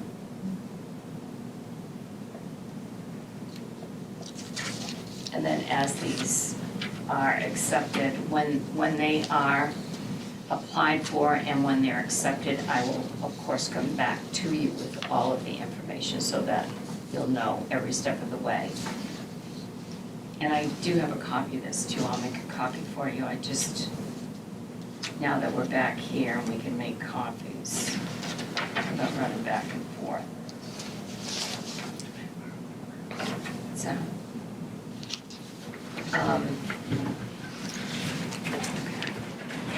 Any questions? Just to add 2 cents, Sharon did an amazing job explaining all that. We're one of 2 sites in the entire state of Maine that's going to get the 100% covered AWAS stations. They were shooting for this summer, they did the engineering study, but we're only one of 2 in the entire state. So Bethel's on a priority list, which is just amazing that, you know, they helped us that way. That's one of the amazing grants. What is that do exactly? It's automated weather observation, so a pilot can click when he's out, or they can look on their phone and see what the weather's doing in Bethel. We also have a camera system, so people usually, before this, they used to call me and say, "What's it doing?" It's like, "Oh, it's snowing." Now they check the cameras and they check the AWAS reporting system from wherever they are before they even come up. So we've advanced in technology tremendous, and that grant, as again, 100% covered, is because the life flight and the emergency flights that come out to our airport, they need that information. So it's a great program, and yeah, right on top of it. Thanks, Randy. Any other questions? All right, and I think what we're looking to do here is to approve this warrant, so it's positioned to be posted. It'll be posted the The 14th. 14th, which is the day after the joint budget and select board meeting. So we have their input on it before it gets posted, and then we would have, as it says here, the special town meeting on at 5 PM before our regular select board meeting on January 22nd. So we need a motion to approve the warrant. We're approving the date, aren't we, not the warrant? Wait a minute, You're approving the warrant. the warrant, yeah. Yes. Make that motion. Second. Any other questions? Great. All those in favor? Great. That passes unanimous. Thank you very much. Thank you. And this will be our topic for the joint select board meeting on Monday evening. Right. Now we move on to 10L, discussion and action to review and update the town's fees. And that's on your seat packet. In your seat packet.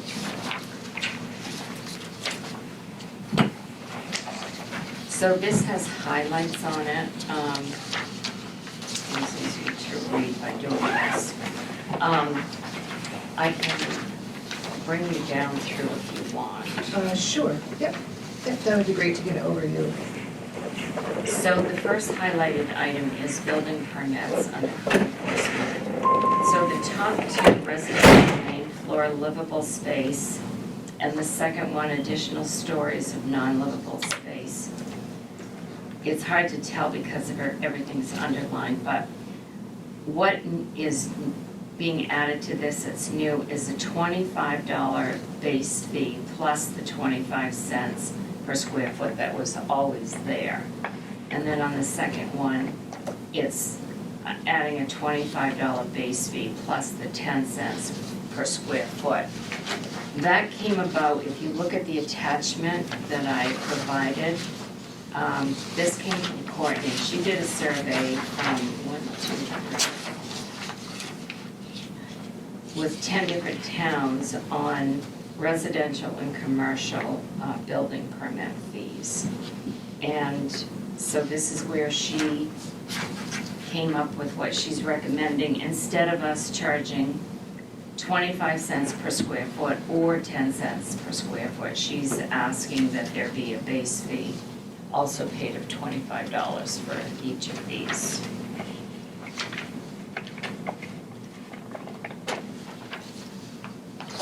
And that's really to cover the cost of administration, and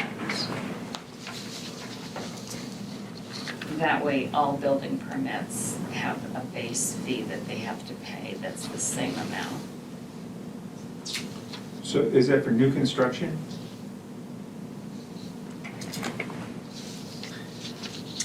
Well, I can't answer that because it doesn't say that. I think it's wrong. And that might be what it is, What is that? I believe it's for all, So remodel, whatever it is? everything, because there is administration fee involved with all So of those. I'm just trying to add it up in my head.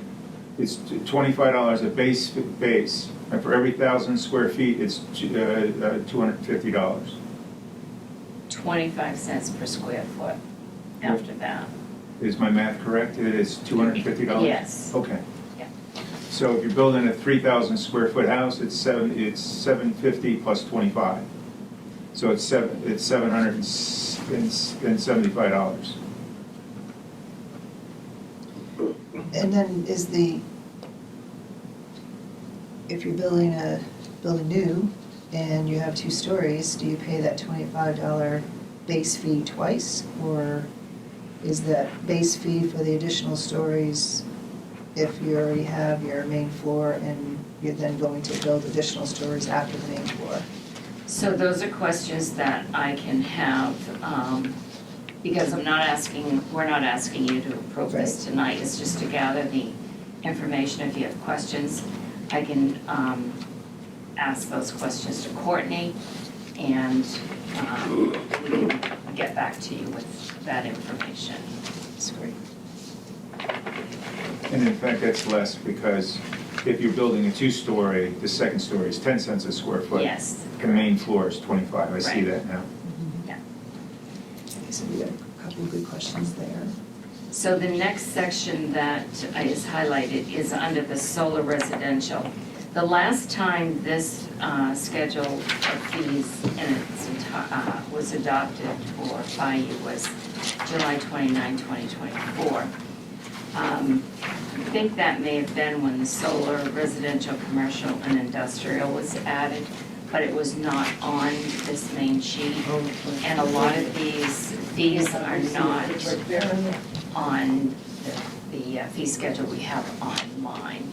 So this is adding those 3 that you approved back in July. The next section that is new to this schedule is the cannabis fees that you changed a few meetings back. And it adds all the new application fees for all the categories and all the renewal application fees for all the categories. So that's now on this schedule. And I would just ask again if the name of the classifications can match the name that's in our ordinance. And I actually don't see one of them on it too. So they just can match.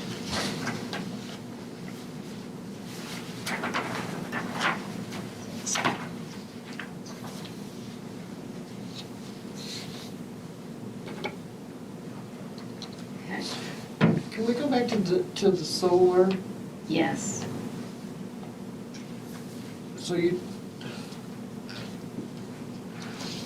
10 cents per square foot solar panel.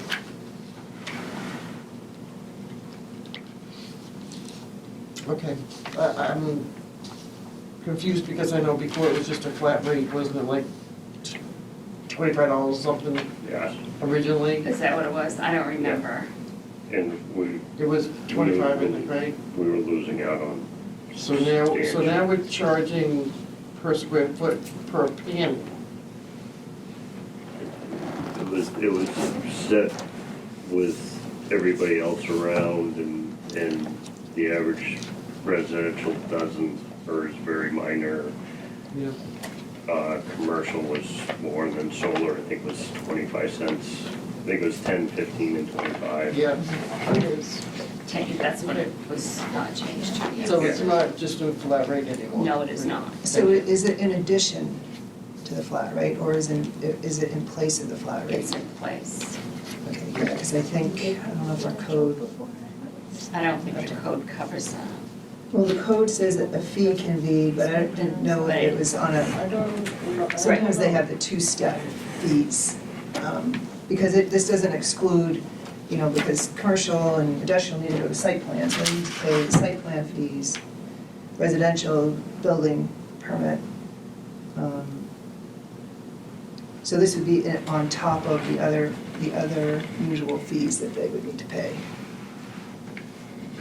Can you ask that again? So solar and industrial, solar commercial, they go to site plan. So they have site plan fees to pay for, and then this would be on top of the site plan fees. Yes, because they have established fees, right? Yeah, it wouldn't be in place of those, it'd be on top of those. And so like the conditional approval of the latest solar,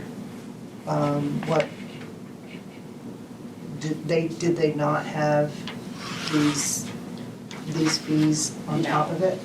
They did not. That's We- why these were added. Yeah, correct. They would have paid $25 And that was that. and that was it. So when we approved that, September or sometime in that, before they came and before that array was approved, these fees were changed, allowing us, I think it was like To charge. $78,000 check we Yeah. had to pay. Because before that, We let two others go that, when the first one came through, they expected to hand us a check for, I think it was $150,000 or $250,000, and, like, oh, it's only $25, and they're like, oh, okay. Well, the first two didn't have the ordinance in place yet, but the last one we did, and we did have these fees in July 2024? I don't know if it was the last effective date, Okay. you just approved this within the last several months. Within the last 6 months. Yeah. Okay, yeah. I remember talking about the commercial solar, but we have a residential solar. Yeah. All three of these were approved and added. Yeah. And it was within the last 6 months. Yeah, thank I was you. thinking it was around July. Yeah, something like that. Okay, that's great. But we can pull those minutes out just so that you can see. Well, that's awesome. And that, as far as I know, that was a conditional approval, so hopefully, I'm off topic here, but related, that they have come back and supplied the information to perform for the conditions of approval. Don't have to answer it now.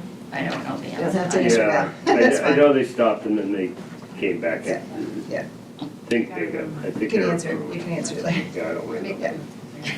All right, sorry for the interruption. Did you have any other questions on the solar? No? Okay, continue on. So the next section is the cemeteries. I think that was to define it more clearly. Yes, we only at that time had fees because we've added 2 New cemeteries. cemeteries. And so we just incorporated at this point the fees that those previous cemeteries have been charging for each of their lots. Because none of the cemeteries have the exact same layout. But when you look at it, the fees, you're paying roughly the same amount, but the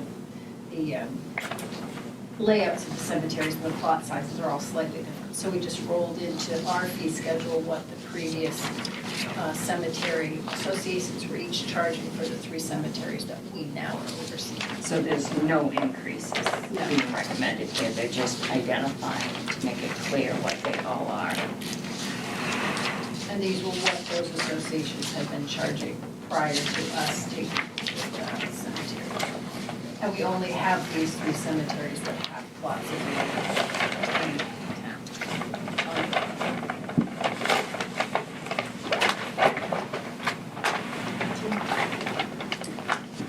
Any other questions on cemeteries?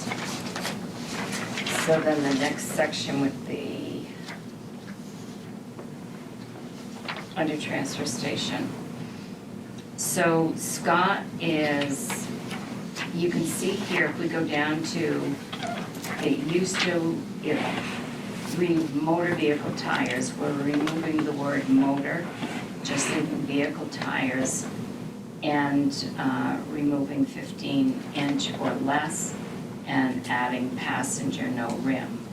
So the next one would be removing motor, keeping vehicle tires, removing 16-inch and above, and adding light truck and tires, no rims. This identifies the tire more clearly for the transfer station attendants and individuals bringing tires in.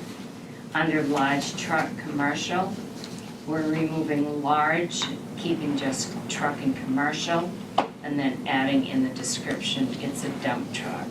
The same applies for the one below that, adding the description, grader backhoe, the one below that, loader skidder, removing equipment under the first column. That's also to make it clearer for what those are, for those tires are. We always did charge $1 for the propane tanks, but it was never on the list. So we're adding $1 for the 1 pound propane tanks. And then adding under the next line, 20 and 30 pound propane tanks, whereas it listed before just propane tanks, and those are $3. That's what it cost us to dispose of them. So we're not making a profit, we're just getting back what it's costing us to dispose of it. Fire extinguishers were also not listed, we're adding that, and that's a cost of $6. That's also what it cost us to dispose of it. Questions under transfer station?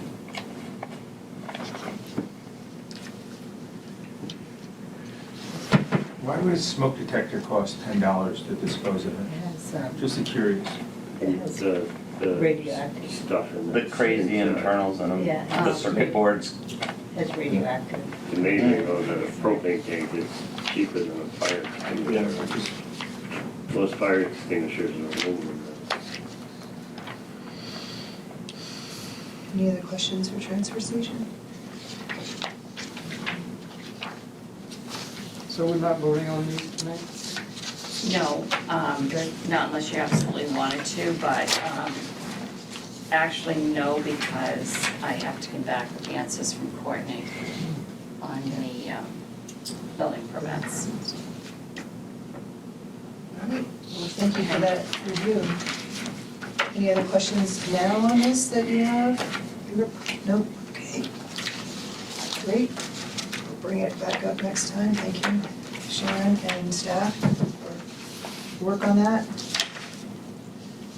We're on 10M, discussion and action to review medical billing policies and procedures. This is in the same position, we just received it this evening, and I'll ask Sharon to kind of go through it, and then we'll take action on it, perhaps next meeting. Next meeting. So this is only part of it anyway. This ambulance collection and waiver policy for the town of Bethel was approved by the Board of Selectmen in 2015. So in talking with the medical rescue billing company, this needs to be updated. And I've been talking with Vicki from Medical Reimbursement Billing, and I have several changes to this. Most of it's really going to be a rewrite that I'll bring back to you at the next meeting to review the policy that we'll be recommending, and it may end up having to go back for a second reading on that, but I wanted you to see what was on the books right now. But we really need to to change how this is being done. Some of this is outdated anyway. Well, thank you very much, Sharon. Okay. If there aren't any questions now, I'll continue moving on. And we have discussion and action to appoint the select board's representative on the ordinance review committee, ORC. Are there any volunteers? Pat, would you like to continue to do it? Yeah, I would consider going back, yes. Any other interests? I'd like to say thank you. Yeah. Thank you. Because you don't want to do it. I could volunteer Frank. I'm very gracious and I really appreciate your help. Is there a motion? Make a motion that we nominate Pat to be Like our Pat, representative. I'll second it. Great. And, all those in favor?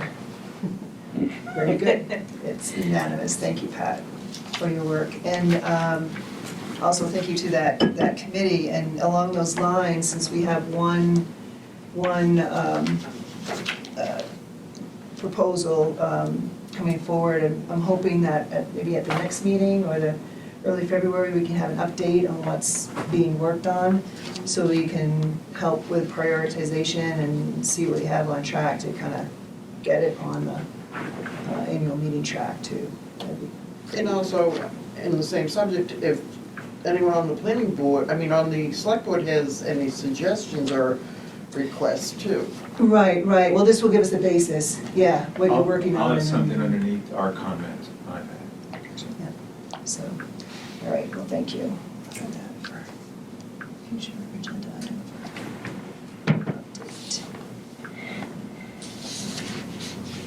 And we continue, we're on the warrants, and we have the first warrant, and that is discussion and approval of AP warrant 2025-52 in the amount of $89,901.42, and I will move approval. Second. And does anyone have any questions? I was wondering on page 5, at the very bottom, what the jet tax sediment removal was for 7,500. That was done in July, and we just got the bill in December. And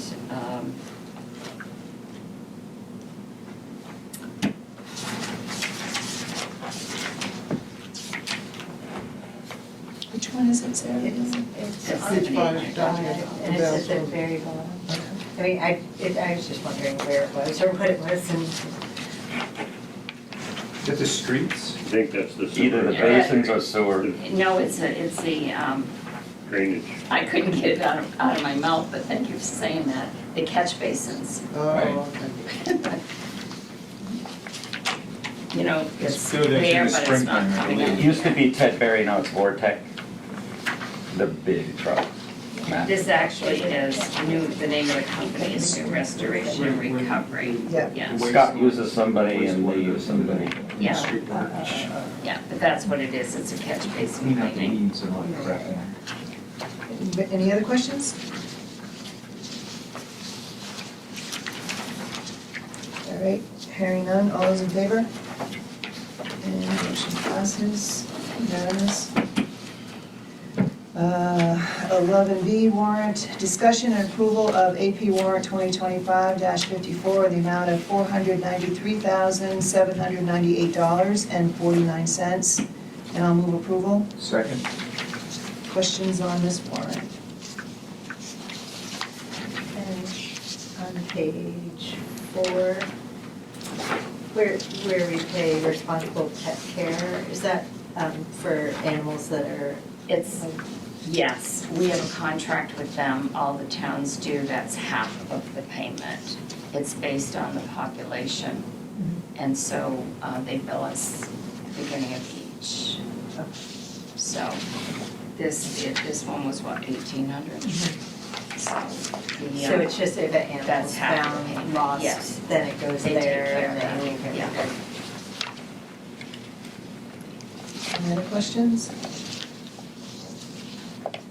I had a quick one on page 5. It's to the town of Greenwood, and it looks like excise tax for Ballot Doucette or Bouquet. Is it descriptor? I can't see that. Go ahead.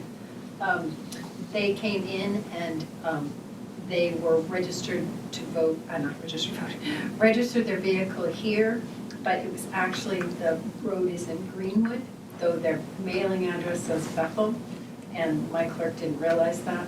So we just had to reimburse Greenwood because it's their excise fund, actually not ours. And then we had to do a correction on the registration and send it to the individual, so they know going forward, they need to go to Greenwood to register their vehicle, not ours. Thank you. It was just reimbursing Greenwood for their excise, I'm mistaken. Thank you.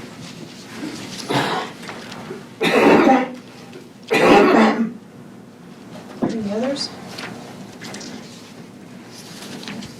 Hearing none, all those in favor? Great, thank you, motion passes unanimous. And then our added item, the third warrant, C, discussion and approval of AP warrant 2025-55 in the amount of $3,442.28. That's in your seat packet. Any questions?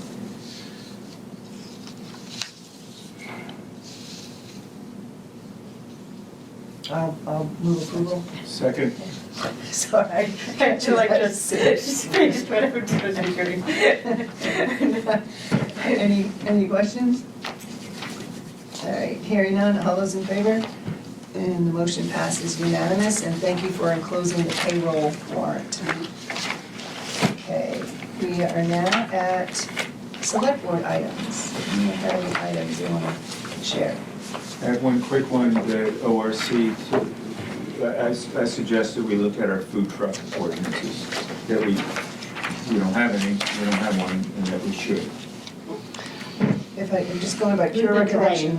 Yeah, I think it's on their list, and then hopefully we'll get that update in Okay, one of those coming meetings. very good. Actually, we've been kind of like poking at it a Yeah, little bit on the sides. I think when we asked to, well, when we put it on your plate, I think we wanted to see like an outline, if you had an outline or something, but. It seems like it could become it could become issues pretty quickly. Yeah. And it looks like it's going in that direction.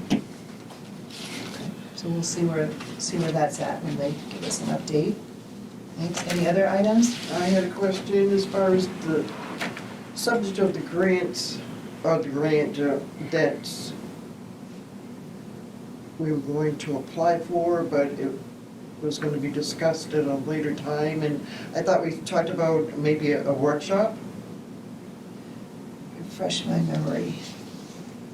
It was a couple of months back, and the only reason I remember it is because I said something about, could we not start working on it ahead of time so that it doesn't get to the deadline and we're not ready for it? And I was told that we couldn't do that without knowing what, we had to have the specific items that we wanted to use it for. I think the community Wastewater resilience, treatment. Whatever, that one. or is it the community resilience Yeah. grant for the spring time? Yeah. Like, Yeah. but I think we decided we were not gonna apply for it in the spring and that we were gonna work on use the energy audit to do a plan that came before the select board. Right, the conservation committee was gonna work on that Yeah. plan, but then But there was something about but a a workshop, and I think that Yeah. was the capital items. Yeah, As we like got, Oh, okay. yeah, as we got, we would hold a workshop maybe before a meeting Yeah. during that time, maybe in February, right? But it wasn't for grants. No, it No, was I'm to talk sorry. about capital Oh, items. yeah. I think they came up about the same Yeah. time. Or just Yeah, like all no, the that's- buildings and everything, right? Yeah, that's good, we got it figured out, okay. Anybody have anything else? I just had two updates for you. Last evening, I attended the Recreation Board meeting. It was great, they meet once a month, 6:30 on the first Tuesday. They're moving along, they're working on their winter programs, and I think almost all of them are in the registration process, and they're pleased so far with the signups. And the skating rink is open, of course, always weather dependent. And then they'll be working on their budget at the next meeting. So they had 5 out of their 7 members attending, plus the rec director, Nate Crooker. And they indicated, and now I see in our packet on our seats that they have a vacancy. So is that confirmed? Vacancy, okay. Right. And is it a term ending 2027 or 2025? No, it was the 2027, because I think she was ending her term, should have ended this December, but I missed it because she resigned much earlier in the year, and I didn't get it taken out of the system. She was a Greenwood resident. We do have one Greenwood resident on there now and one Newry resident, so it doesn't have to be a Greenwood resident because there is a representative. So, but it could be any of the towns at this point, because even if it was a Newry or Greenwood, it wouldn't, Bethel would still have the majority. Majority, yep. I had talked to Nate Crooker, and they have been trying to find someone. I also let Greenwood know they had a resident who was on there who has resigned, so if they had anybody that they wanted to, they didn't. And we'll put it on the website and everything to try and get someone to fill it, but it could be any of the 3 ones. And if we let Nuri and Woodstock in too, that'd be great, thanks. I will do that. Okay, thank you. And then the other piece was this morning, the Board of Assessors met. Pat joined us, Sarah came in towards the end. And one of the bigger topics, as Sharon had shared with us earlier, or previously, was discussion of proposals of a revaluation for the town. And we had 2 proposals that one was in like quarters, it was like in 4 years, and then implement in the 5th year. And the other was a one-stop shopping, which they wouldn't be able to do before April 1st, 2028. And we asked this of our current assessor, Rob Duplessis of RDJ Appraisals. And the discussion that happened at the assessors meeting is that the assessors are leaning towards that year-by-year approach. We'd like to have it contracted instead of in 5 years down to 4 years. And then, so we asked that of Rob. He's going to bring back at the next meeting, February 12th, a more specific proposal based on that. And the consensus of the assessors to go in that direction instead of just doing it all in 1 year is that, and I'm paraphrasing for Rob the assessor, is that there's been changes in assessors in recent years, changes in staff, how the market has been and such. And with doing these annual approaches, 3 and then the final in the 4th year, is that they build in visiting the buildings, and they can get things factually correct. Quite frankly, they're afraid that there have been properties that have been missed. So, to be frank about it. So this approach allows them to get things factually correct, have those put on the tax cards right then and there. But of course, the valuation piece doesn't happen until everybody's happened. So that's kind of the approach that's being taken. It'll be discussed again, like I said, on February 12th, and all of it eventually ends up back here. Also, it came up in regards to the bid process. This is something that, according to our code, would go to bid, but the selectmen also, according to code, can waive the bid process. And right now, the early conversations amongst the assessors is that, yes, they would like to recommend to the select persons to waive the bid process. I don't know if that's gonna change after February 12th, but the initial thinking is that here is someone who's familiar with our properties, that they don't have to relearn everything, familiar with the region. He also is the assessor for Newry, so he has even an expansive region experience, and so that would be the argument to put the recommendation into the bid process, but more to follow. So that was the update from this morning on there. Did I miss anything? No, No? no, but I do like the idea of sticking with a local, because he does know the area, and he does know a lot of the people, but that's just my personal. Yep, you know, get a chance to vote on that coming up. That's all I had. Does anybody have anything else? All right, So, I got a question. okay.